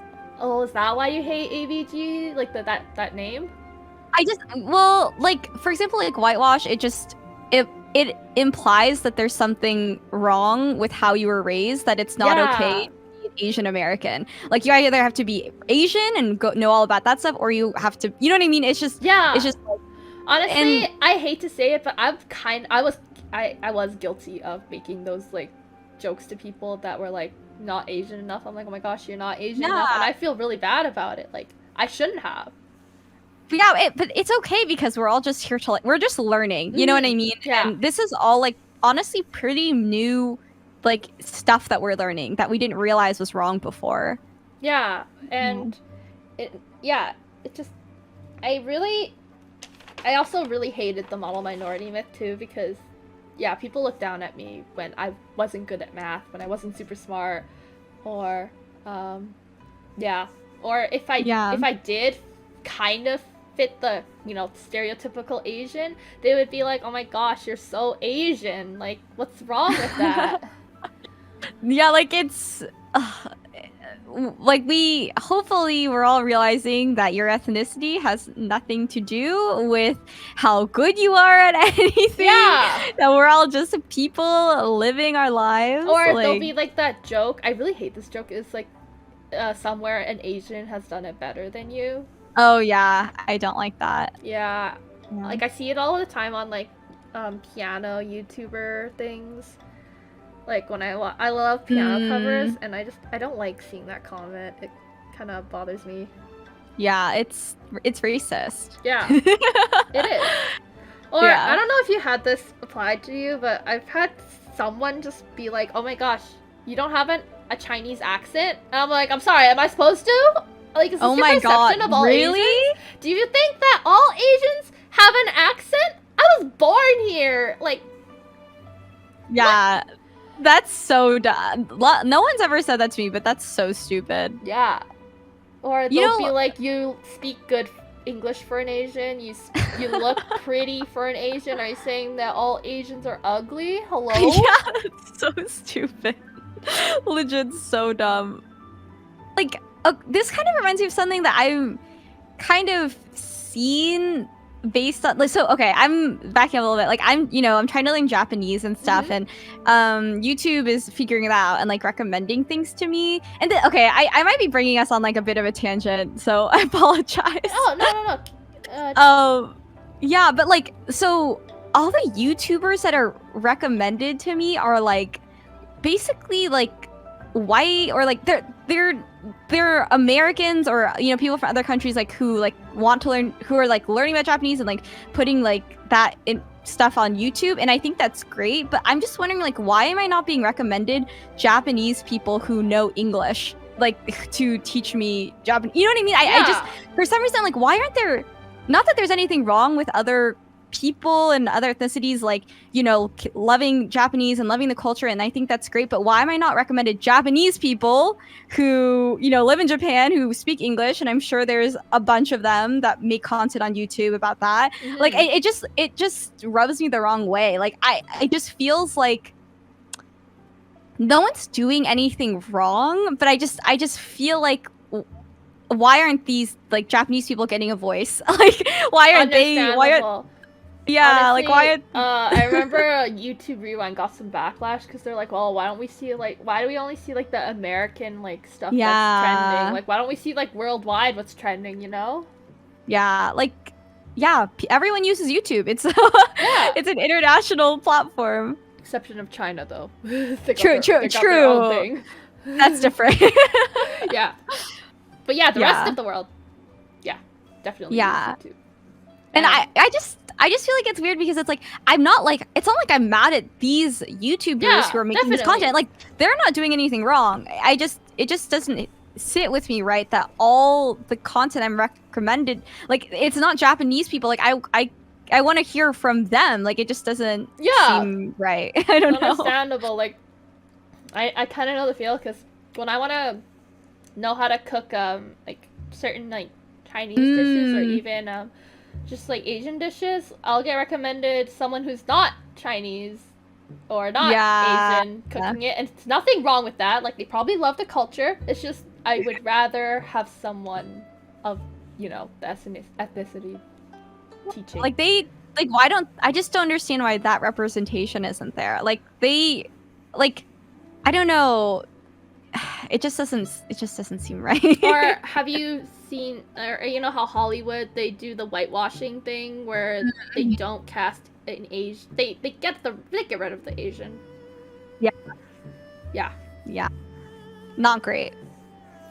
Ghost in Shell's a good example. Oh, sorry, continue. Sorry. I was just saying, like, and I think maybe it's kind of changing now, but like in TV, but like, oh, like, you know, it was a lot of like white people, and then they're like, oh, we need like, oh, like people want more minorities, and they just have like one African American person. The token and it's like, diversity character. That's what it is. Yep. It's just like hurts. It's just like, what the frick? Oh yeah, freaking the live action Winx Club did that. It's really sad. Did they? Yes. Don't watch it. Terrible. Apparently, everyone hates on it. I have not watched it. I already know what's going on. I hate it. I refuse to watch it. Because they ruined my childhood show. That was my favorite show growing up, okay? Like, the cartoon actually had diversity. Like, Flora was Latina, and Musa was Asian. Don't question me on it. She is Asian. But yeah, I don't know if you watched Winx Club, but if you like... I didn't. But if you like, you know, like fairies and magic and the fantasy genre, definitely highly recommend the cartoon, not the live action. Live action, yeah. Yeah, we don't talk about the live action. I don't know. I feel like it's really disappointing that things like that, like whitewashing of like characters, is happening still. Yeah, like, and they still do like that token diversity character. They still did that. Yeah. Why is Hollywood so behind? Like, it's just... I don't know. Crazy. Like, even the Oscars, like, freaking Neil Patrick Harris made a joke about it. He's like, welcome, where we celebrate the brightest. Well, no one even cares about the reward shows anymore, right? Yeah, like, we already know they're all rigged, right? Yeah, I feel like we've all realized it. Definitely. And, like, I'm glad Crazy Rich Asians happened, but it also... kind of misleading because not all of us are crazy rich. I guess like the idea is you have to start somewhere, right? Yeah. But now we need like more. Yeah. You know, more. And we are getting more, and I really am happy. Like in my Discord I host weekend movie nights where we watch Asian American films. Like this was all throughout May because May was Asian Pacific Heritage Month. We still have the list to go, so, and now that it's June, it's just gonna be Saturdays and Sundays, but regardless, like, I looked up Asian American films, and there's actually so many that I have not heard of, and I was very impressed with the amount that there is, actually. They just need more budget, you know? Yeah, and, I don't know if you've watched the half of it, but that one I highly recommend. Haven't. I'll have to write it down. It's on Netflix, if you have Netflix, by the way. Oh, it was 2020? Yeah. Oh, okay. The half of it's really good. I recommend that one. Another one would be, what do you call it? Oh, The Farewell. That one's a good one, too. That one has Awkwafina in it. Oh, yeah. I kept hearing about that, but I haven't watched it yet. The Farewell is one of my favorites because actually it's hit really close to home because something like that happened to me, similar. So I highly recommend it. It's very slice of life, definitely, but honestly, like, I love those films that are telling the Asian American story. Yeah, it's so important. Yeah, because our voices are finally being heard. Because Crazy Rich Asians is like literally a foothold. Like we're after that, the Farewell came out. Like we're getting way more representation. Because like I guess Hollywood needed to see that like an Asian American film could like succeed. Yeah, definitely. And like there's so many more like that we like that isn't really talked about. Like there's Minari. Minari is a good one too. Oh yeah. I cried. That was very sad, but so good, so good. It did win a Golden Globe, I think. One of the actors. Yay! Oh, they're like the kid, right? Wasn't there like a little kid that won? I don't know if it was from Minari. There was like a little Asian boy who won some award. Yes. And then yes. he was crying. Was that him? I think so. But the grandma also won. Love that. Yes. And I'm so glad that we are getting representation. But I really hope that this isn't, just a phase. Like, this will keep happening. Definitely. Agreed. And I guess I also wanted to talk about, you know what? It makes me sad. Like, that we don't have much, like, Asian American history, like, that's taught in school. Instead, we're taught the French Revolution and stuff. And, like, I'm not saying, like, oh, we should focus, like, heavily on Asian American history. I'm saying that it should be mentioned more, Yeah. Because I only learned about this recently, but, like, in Calgary, like, this isn't Canada. Calgary's Chinatown was burnt down 3 times, and they had to relocate 3 times because of that. Oh my god, and that's I did not awful. learn about this in school. I learned this through someone else. Why did we learn about that in school? That's messed up. I would say even, like, internationally, like, at least with my American public school education, like, I feel like history was mainly around, like, European history. Yeah, exactly. And it's just like, America's not just full of European white people. Like, yeah. And it makes me sad because they're also trying to take out certain things because apparently it's quote-unquote too disturbing, but we need to learn about these things so they don't get repeated. Because there's that saying, history tends to repeat itself, and it kind of is. Honestly awful. Yeah, this, like, it just needs to change. Like, we need to be more educated. Like, it's hard. Yeah. Because you have to just educate yourself. Yeah, exactly. And I only learned about this recently because I saw it on YouTube. They did a documentary on why Chinatown looks like that. Like, all colorful and stuff. It is actually strategically planned.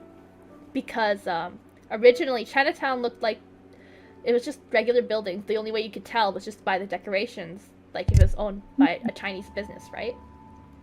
And back then, Asians were not allowed to own property. They were only allowed to rent, and that was basically it. And that's why I guess, like, they didn't look that way. And also people wanted to, I guess they thought of Chinatown as a dirty, not clean place. They actually wanted to get rid of it or move it somewhere because San Francisco had the biggest one, right? Is where a lot of Asians would go to, I guess because there was a lot of business going on with like importing stuff because it's by San Francisco's by the sea, right? It's a port city, right? Yeah, I don't know my U.S. geography very well, but, like, basically that's where all the trading happened, and that's why a lot of Asians would go there and stuff. And however, a lot of I guess, like, it's just really sad because like, there's a business district right next to it, and they're expanding, and they're like, oh, we don't like Chinatown, so, like, we're gonna try and drive them out. And just like, coincidentally, that huge San Francisco earthquake happened. And they're like, oh my gosh, like, the only good thing that came out of it was Chinatown being burnt, like, being gone. And that made me so sad. Like, that what also made me sad is that they did not include any Asians in the death toll count. So we don't know how many people died, really, during that earthquake. Horrible. It is. And what's really sad is that they thought it was a good thing, but then, like, what's weird is that they're like, we don't want them to, like, leave completely, because a lot of people actually wanted the Chinese to go there because of their business, right? With the port cities. and a lot of import stuff. And they're like, oh, we want, like, if you don't want to be in San Francisco, you can come to us.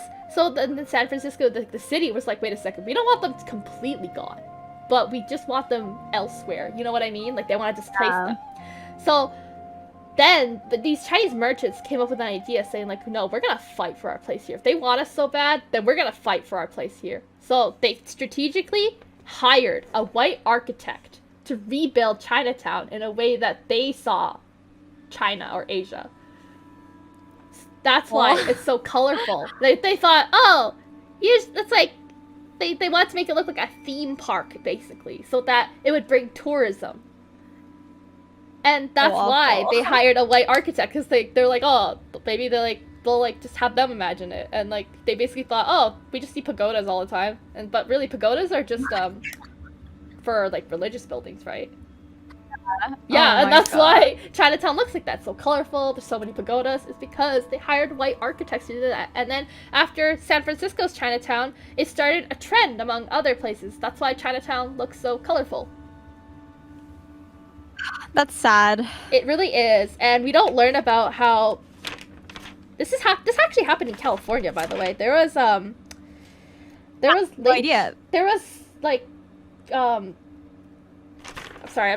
basically LA had a mass lynching of Chinese American men. Wyoming had a massacre of 28 Chinese workers.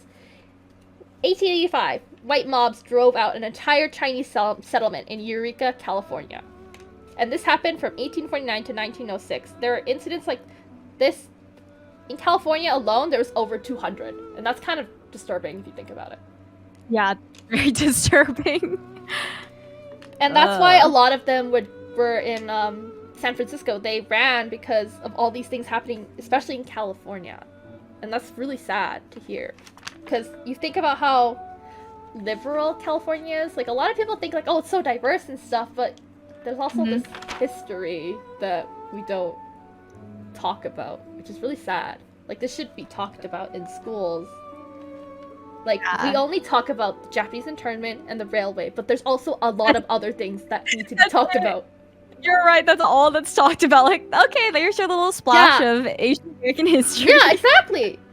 And we don't talk about, like, this is actually, I don't know if you find it interesting, but I find this interesting. Like, hearing about how Chinatown got, like, why it looks like this, why, like, it's like that, you know? Like, yeah.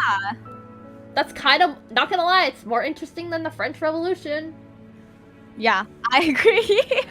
I agree. Like, I don't know, everything needs to be taught. Like, not just, you can't just cherry pick stuff. It doesn't feel right. Yeah, it doesn't. Like, our stories do need to be heard. And it makes me sad that a lot of people's stories don't get heard. And during the railway incident, they only counted the deaths of the white workers, which is really sad. That's so awful. They didn't include any Chinese workers. That's messed up. And what's even more messed up is that I hate how people think, oh, Canada's such a, like, utopia. Like, we're not innocent. Like, have you seen the way we treat our First Nations? It's pretty bad. We're also guilty of Asian, like, anti-Asian sentiment. Is that the right word? Asian sentiment? Yeah, okay, yeah. Because we also had the Chinese work on our railway, the Transnational Canadian Railway. Is that what it's called? I think it is. We also put the Japanese in internment camps. Like, I remember my Japanese teacher telling us that his aunt, like, when they were being taken away, like, his aunt remembered their neighbors just going to their farm and taking their equipment because they knew they weren't coming back. Oh my god. Yeah. Because if you think about it, when the Japanese were out of internment, they didn't have anything to go back to. That's so sad. It is. Like, just not having a home to go back to. It's just, like, everything's gone. Like, all their possessions were just taken. I feel like I want to read an Asian American history book now. Me too. I don't have enough facts. Like, I took a lot of notes, but I feel like there's so many. You're right. Like, a lot of things are just, like, it feels like purposely being erased, you know? So it's hard to find. Yeah, and I guess, like, I like how you said that, like, we're not accepted by white people. We're not accepted even by our own, like, minorities, because we have, like, that thing. It's like a conditional, what's it called? It's like very conditional. Yeah, that's what I meant. Like, Yeah. The acceptance is like the model minority myth will be applied, but like let's say white person turns up, like we lose that, you know. Yeah.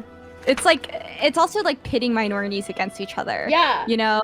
Yeah. In a way, it's like capitalism. Like the whole point, the whole reason why the rich are at the top is because they pit us against each other like pit bulls in a fighting pit. I know that's a really bad example because I'm against dogfighting, but still, you know what I mean. Yeah. We're also against this though. Yeah, true. But like, and it also really, I don't know if have you watched Parasite, the Korean film? Yeah, oh my gosh.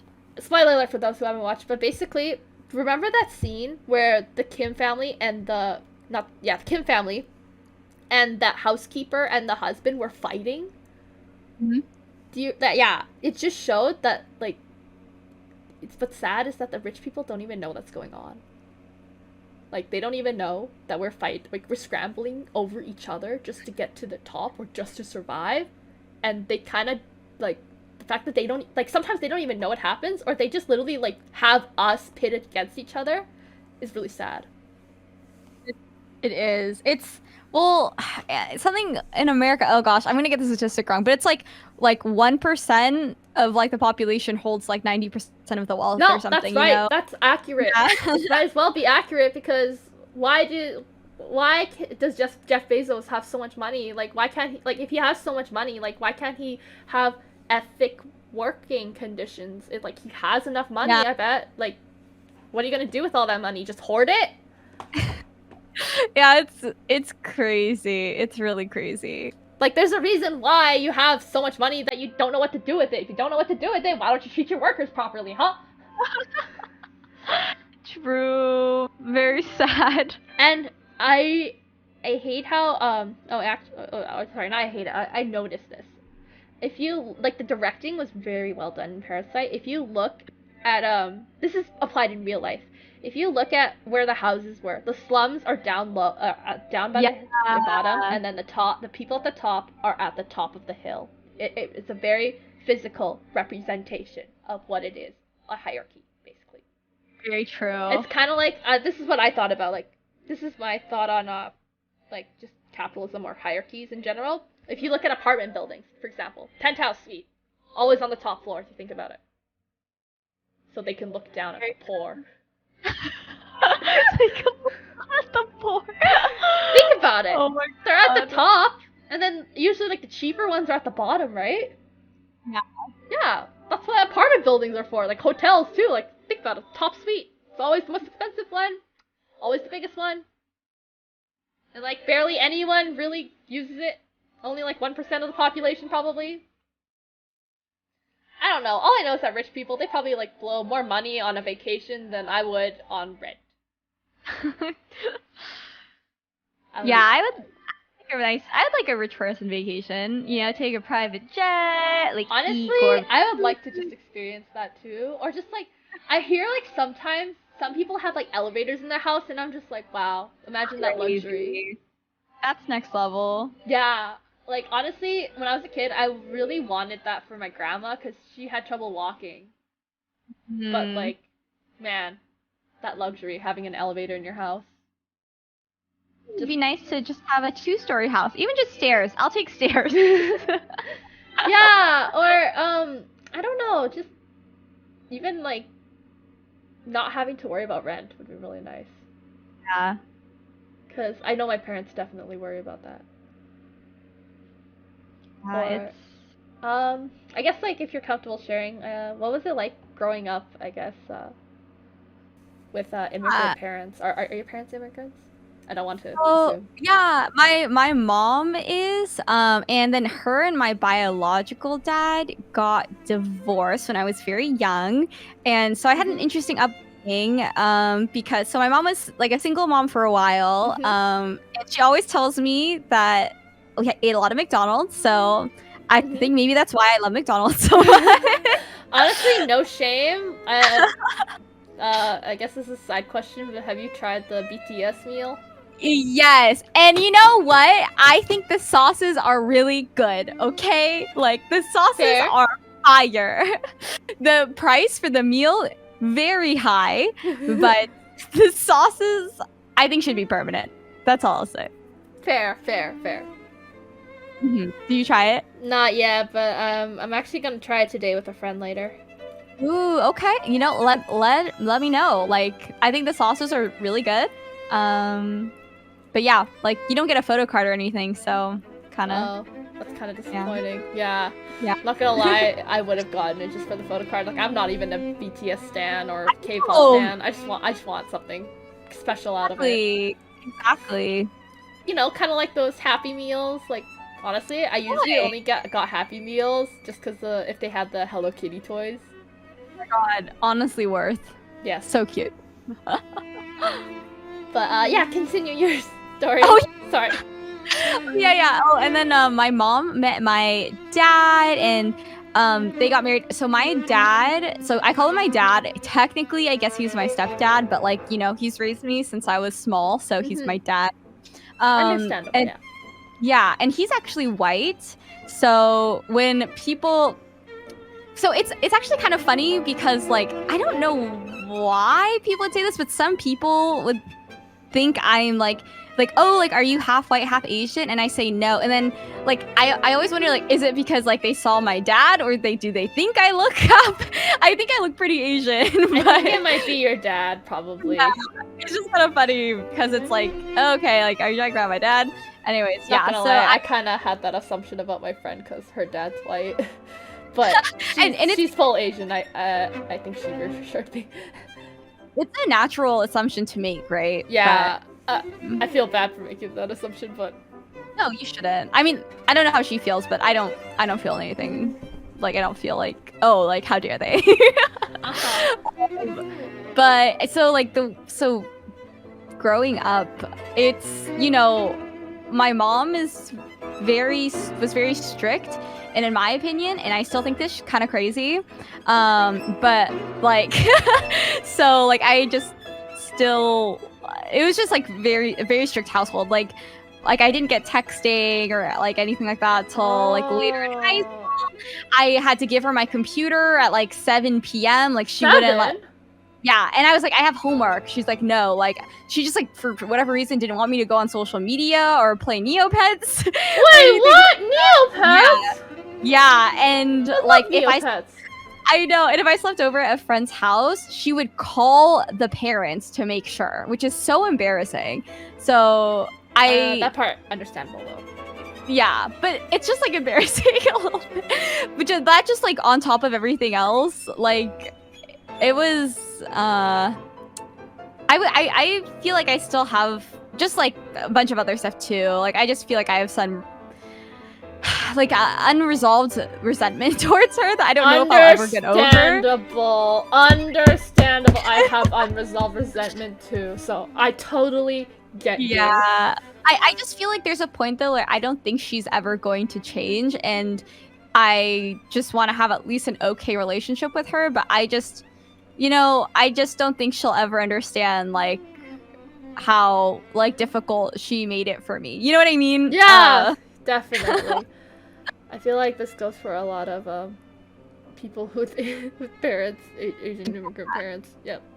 Yeah, and it's so funny because I have some friends now that I met at, like, my first job out of college, and, like, you know, it's so funny because obviously all Asian parents are different, just like any parents. And, like, it's like that friend group that I kind of keep in touch with, like all of their parents are like very nice, you know what I mean, like weren't strict like that, like trusted them, and you know, just like on the very opposite end of the spectrum, and they just like cannot relate to me, you know what I mean? Yeah, but don't worry, yeah, I relate to you definitely. Do you want to share anything, or is it too dramatic? No, I got you. So this is what my mom did.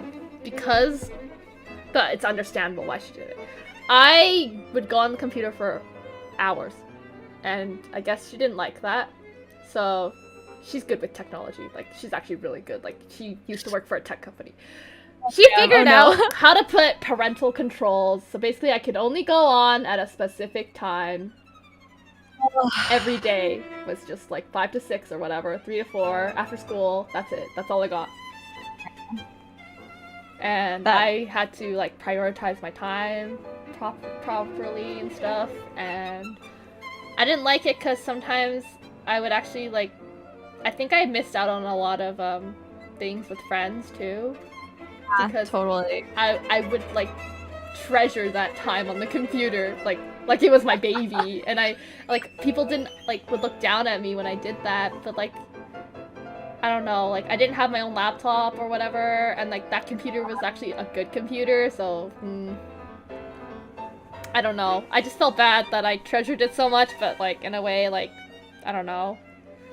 It's kind of good for me in a way. I don't know. It's hard.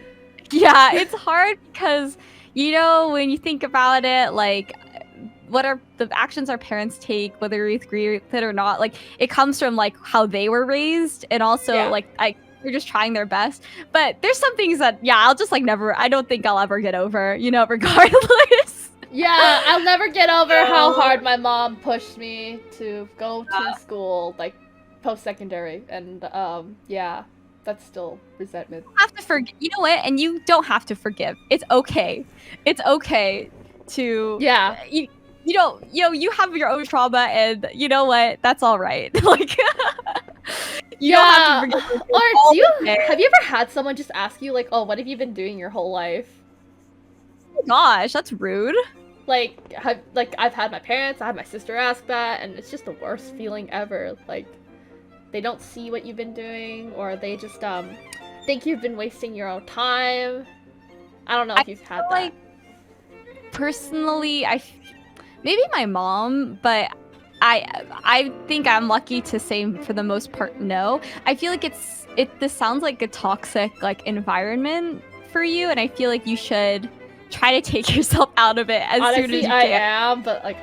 I'm not financially stable. No, it's super hard to be able to, but I just feel like that would be good for like you know? Honestly, thank you. That does mean a lot, yeah. Yeah, I mean, it's not abuse, but you know, they're just making you feel bad for no reason. Yeah, or I don't know if your parents did this, but I know my mom and my sister do this and they deny it. But they kind of invalidate my emotions by saying people have it worse. Oh yeah, that's not right. Or it doesn't matter. Or I had my mom literally just say to me like, "Why are you sad when you have such nice things?" Yeah, it's probably because she, you know, it's like her own experiences thinking like, oh, these will bring you happiness because I didn't have those, or you know, whatever, yeah, exactly. Like that's what I'm thinking. Yeah. You just like read my mind. Like they didn't have these things, so like it's understandable. Like oh, they're probably really happy because she has these things, but like I'm sad about other things. Like I could be sad about other things, you know? Yeah. Like there's always human reasons to be sad, not just like, you know. Other like external things. Yeah, I feel like my parents just and my sister too, like they just don't understand that. Like girl, you need some space. You need some space. I mean, if it makes you feel like more reassured. I didn't tell my mom this, but I'm going out of the city for a bit with friends. Good. Yeah. I think with people who bring you down. I think it'll be really good for me because I'll also see some friends out of the city too. Yeah. I'm glad that happening soon. Yeah, pretty soon. Because I really need a break from streaming every day, not gonna lie.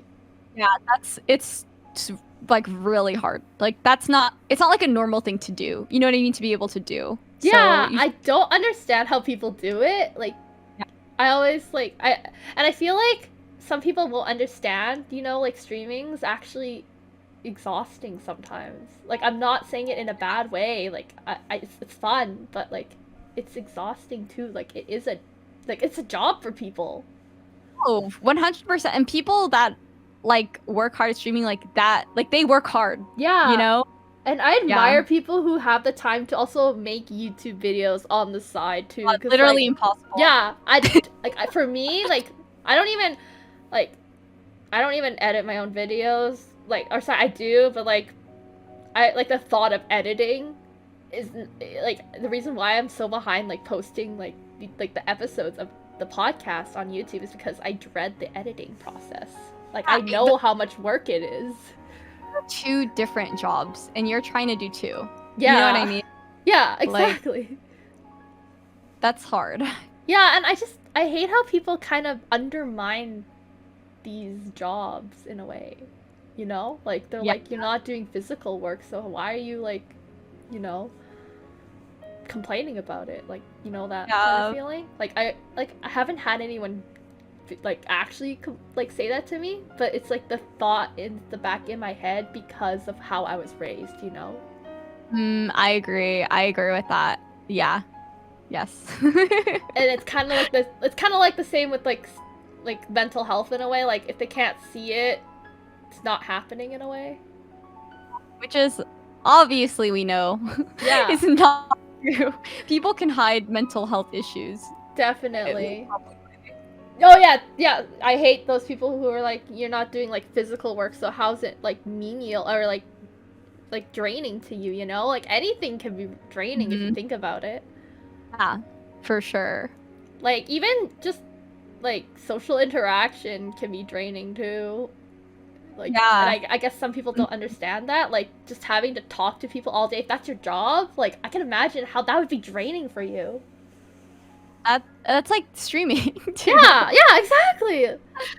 Like you're like isn't like I don't know if you feel this like when you're streaming, but don't you feel like attention on you? Like you're like 'cause you're obviously being watched, right? Yeah, that's when I just have like no cam, and maybe you'd feel better sometimes not having even your VTuber up. I just feel like it feels better. Like there's no eyes on you necessarily. You know what I mean? Like yeah, exactly. Like oh my gosh, or when you have a lot of people just watching you, because I've had people raid me and like there's like a lot of people, right? It actually like I'm happy, yeah, definitely, like of course I'm happy, but like at the same time I'm just like, wait, there's actually this many people watching me, oh my gosh, I have to be entertaining for them to stay. And it's just like you watch the numbers drop and it makes me really sad. I feel like I know it's like I shouldn't care about the numbers, but like I can't help but care, you know? Not to care about the numbers. Exactly. Because like I just remember like telling my sister about like streaming and how I like even though I have like, and then I remember showing her like, oh, this is Pokimane, and like she was just so impressed by like Pokimane's numbers, and it just like I'm happy that she's impressed, but at the same time I'm just like, do I have to be that high of a level to impress her? She literally taught like Pokimane, like you can not get bigger than her, you know what I mean? Like she's the biggest. Like, yeah, she is the biggest, and it's just like, it's like in my mind I'm just thinking like, do I have to be as big as Pokimane to actually like get validation from my sister? That's kind of sad.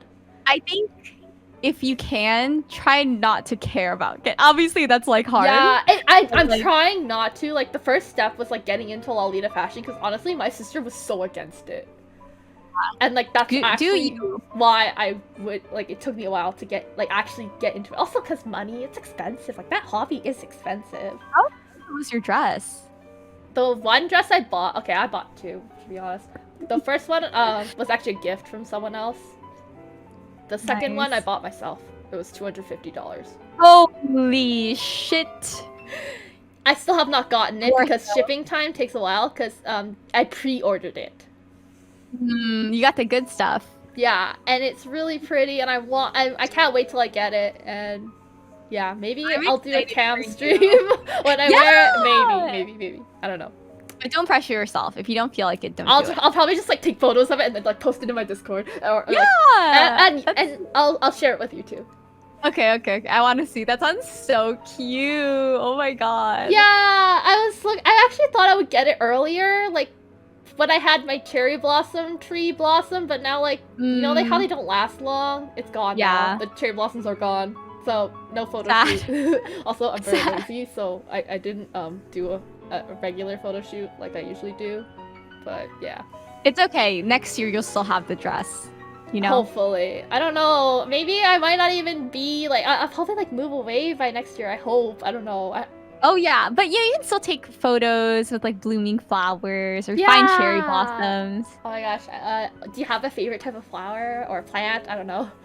Yeah, I feel like honestly, I'm really into like cherry blossoms too. I think they're just so pretty, and even the way they just like fall to the ground, like oh my it's gosh, just the so petals pretty. just like falling in the wind. Yeah, So there's pretty.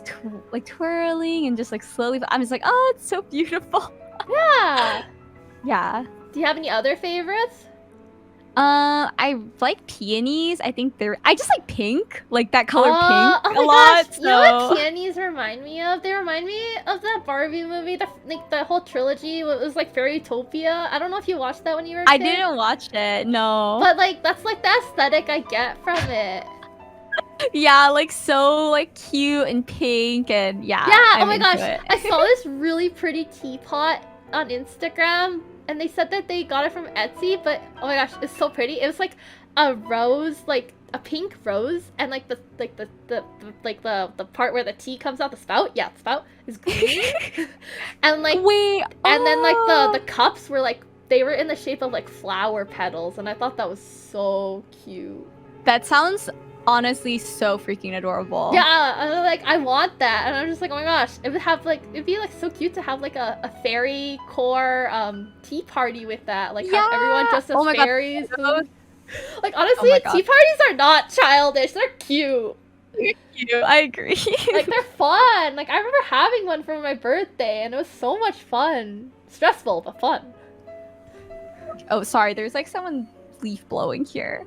If you can hear that, which you probably can. Oh no. But I have a fan blowing. Sorry if you can hear that. It's okay. There's just like a leaf. There's like someone like doing their leaf blower thing right outside my window. So it's... it's okay. I think I heard it briefly, but honestly, it does not bother me. But yeah, that's my favorite. I also really like what are they called? I just like blue flowers in general because they're very rare. Yeah, true. Because blue is very rare in nature. Like you don't find the pigment very often because it's so hard to make. So you just find things that don't like, for example, blue jays. They're not blue actually. They don't have the pigment. It's just the light reflecting off of their wings because they're in a certain pattern that causes it, and they're actually brown underneath.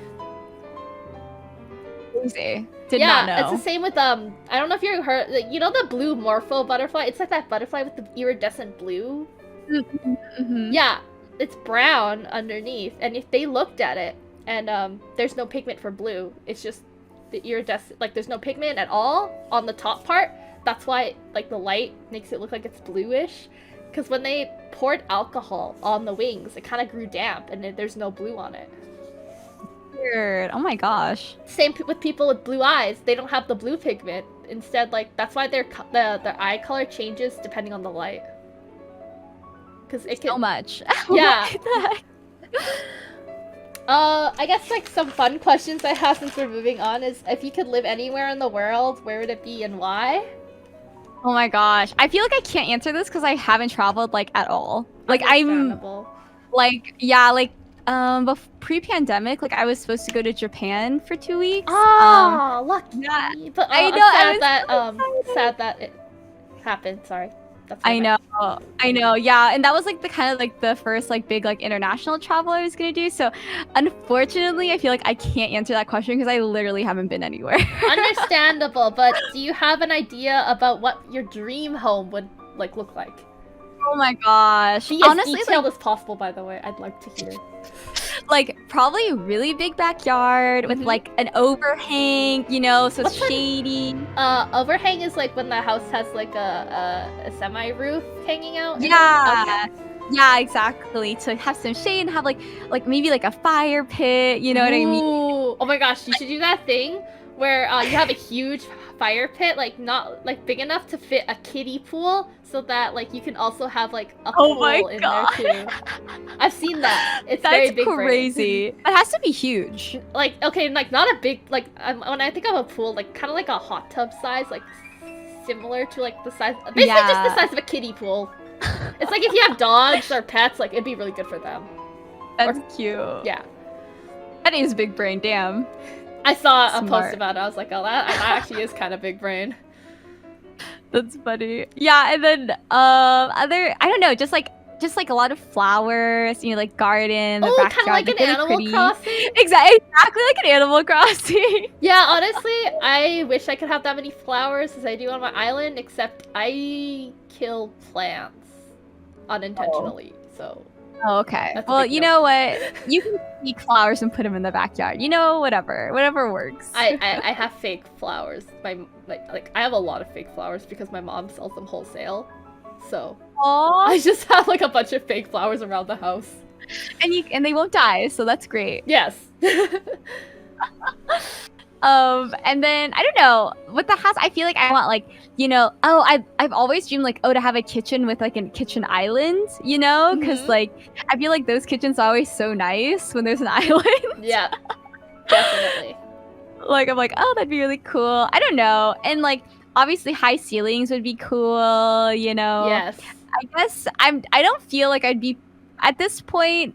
I guess I've never like built out my dream house in my head just because things are just so expensive in California. Like I just wouldn't buy it. Would you like? Did you ever play Sims and build your house with the mother lode cheat or whatever?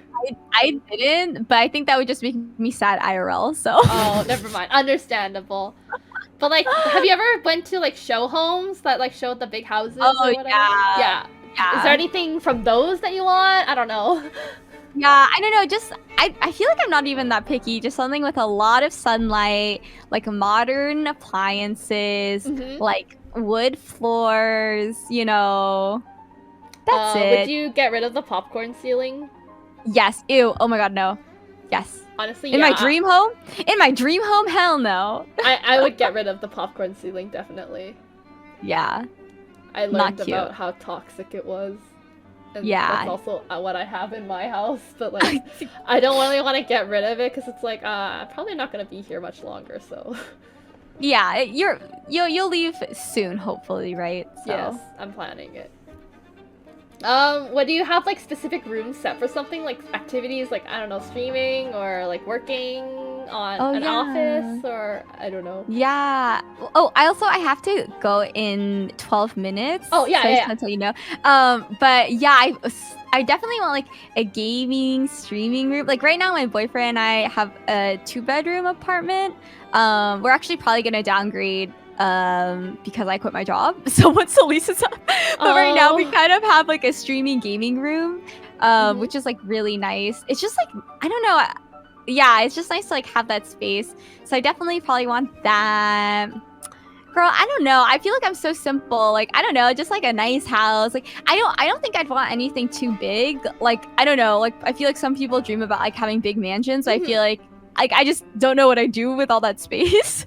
Understandable. So, but just, you know. But yeah, I do like your like how you want like the big space and a shady spot and flowers too. I really like that though.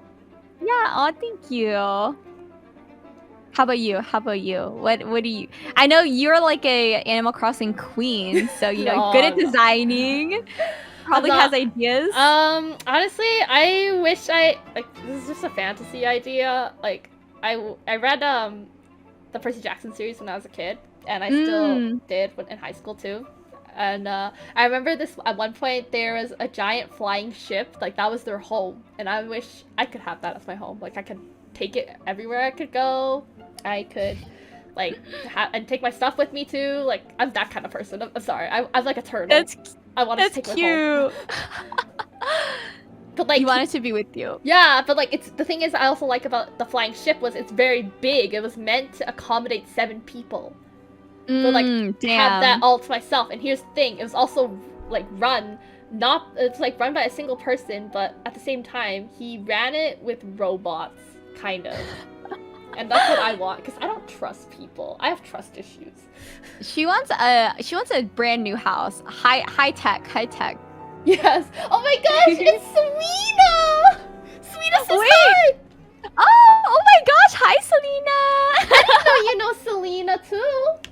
Yeah. I do. Oh my gosh, it's so That's cool. funny.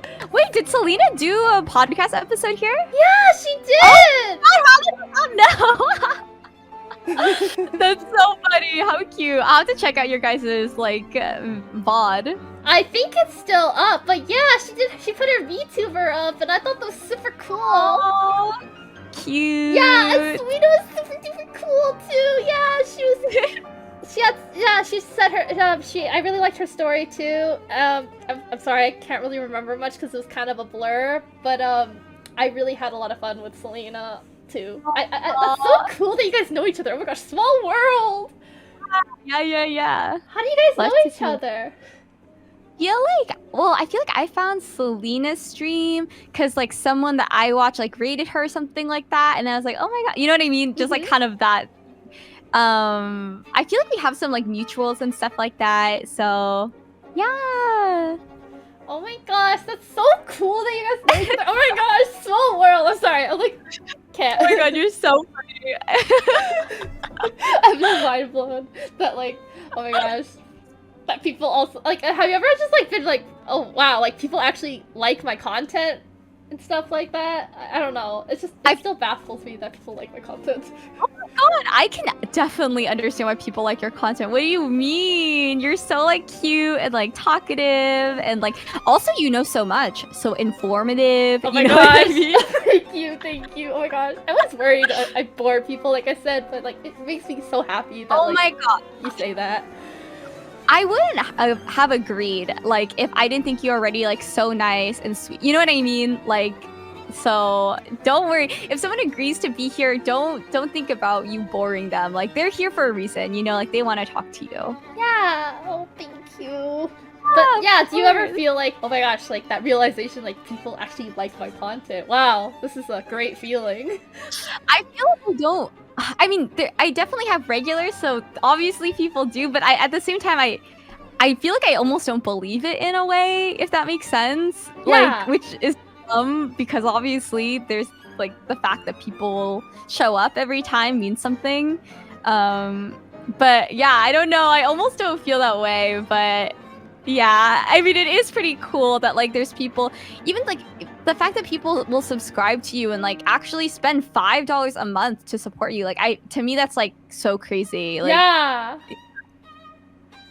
And it means a lot. It does. It does. Oh, well, I don't want to keep you, because you said you had to go. But is there anything you'd like to say to chat? Like any shameless self-promotion you like to do?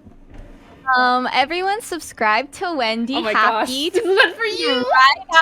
You have you heard of Twitch Prime? Free. Make sure to subscribe to Eclair right now because she's obviously so sweet and deserves all the support. So yeah, and aside from that, I just I don't know. I had so much fun. So thank you for asking me to be here. I had a lot of fun getting to know you more too. Yeah. Oh my gosh, I loved hearing your stories, and thank you again for coming on. Of course, really anytime. Of course. When I guess if you want, do you want to play, I guess, Animal Crossing in the future again? Yes! Of course. Oh my gosh. I feel like I was so obsessed. Like I feel like I was like super obsessed. And then I got burnt out. I feel like you can get burnt out at Animal Crossing. Definitely. I was burnt out, definitely. Next time we're both on the grind though, like for sure. For sure. Okay, thank you so much again. Oh my gosh, give me a hand for chellycat. Thank you for coming. Of course. Okay. I wish you best of luck with the rest of your podcast series. It was a lot of fun. Yeah, thank you so much again for coming on. Okay, bye. Bye. That was chellycat, everyone. Thank you again for you guys for showing up. Thank you to those I interviewed in the past. Selena, oh my gosh, I have a list. Hold on. I will list out everybody. Basically Emmanuel and Emily, Randy, Rika, Jennifer, Ozzy, Vietnamese, Haku, Teoba, Emmy, Kiumi, Selena, Easter, Kirikaz, and of course chellycat. Oh my gosh. like, I didn't think I'd actually interview this many people, not gonna lie. But, like, I did. And as Asian American, I mean, Asian Pacific Heritage Month comes to an end. Well, it already is over. It's already June. What am I saying? Anyways, all I know is that please continue to support our community. Like, we do need the, like, we appreciate the support. And I guess, don't hate on Asians too, because stop Asian hate, hashtag stop Asian hate. That's a thing. And, yeah, I don't know what else to say, really. I'm not really good at this closing thing, even though I've done it so many times. I don't think I'll ever get used to it. All I know is that thank you again for coming out, guys. It means a lot when you support me. Like, yeah, it means a lot. I guess, like, we'll find someone to raid, because, yeah, I have stuff to do soon. Let's see.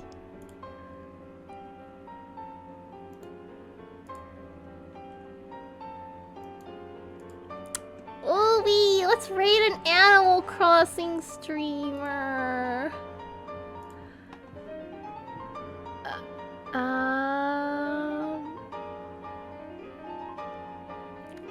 Oh, wait! Actually, let's raid Nuri! Oh my gosh. Nuri's streaming. She ran, like, I actually caught her stream. Oh my gosh, let's raid Nuri. She's super cool. And she's partnered, and she's Canadian too. Oh my gosh, I love supporting Canadian streamers, because, like, I'm Canadian. It's, like, so nice to see representation. And, I will see you guys. I don't know when I'll see you guys, to be honest. I'll probably, you know what, I did say I was gonna take a break, and I will next week. I am going on a road trip with friends, but, yeah, that's next week, so it might be this week. I might stream, Animal Crossing. You can see me, grind for, the lake house, lol. But yeah, we're gonna raid Nuri. This is the raid message. And, I will see you guys Thursday? I don't know. Friday? I don't know. Let's just assume Friday, Saturday. I don't know. I'll see you when I see you. Okay. Bye. Okay, I will see you guys later. Bye.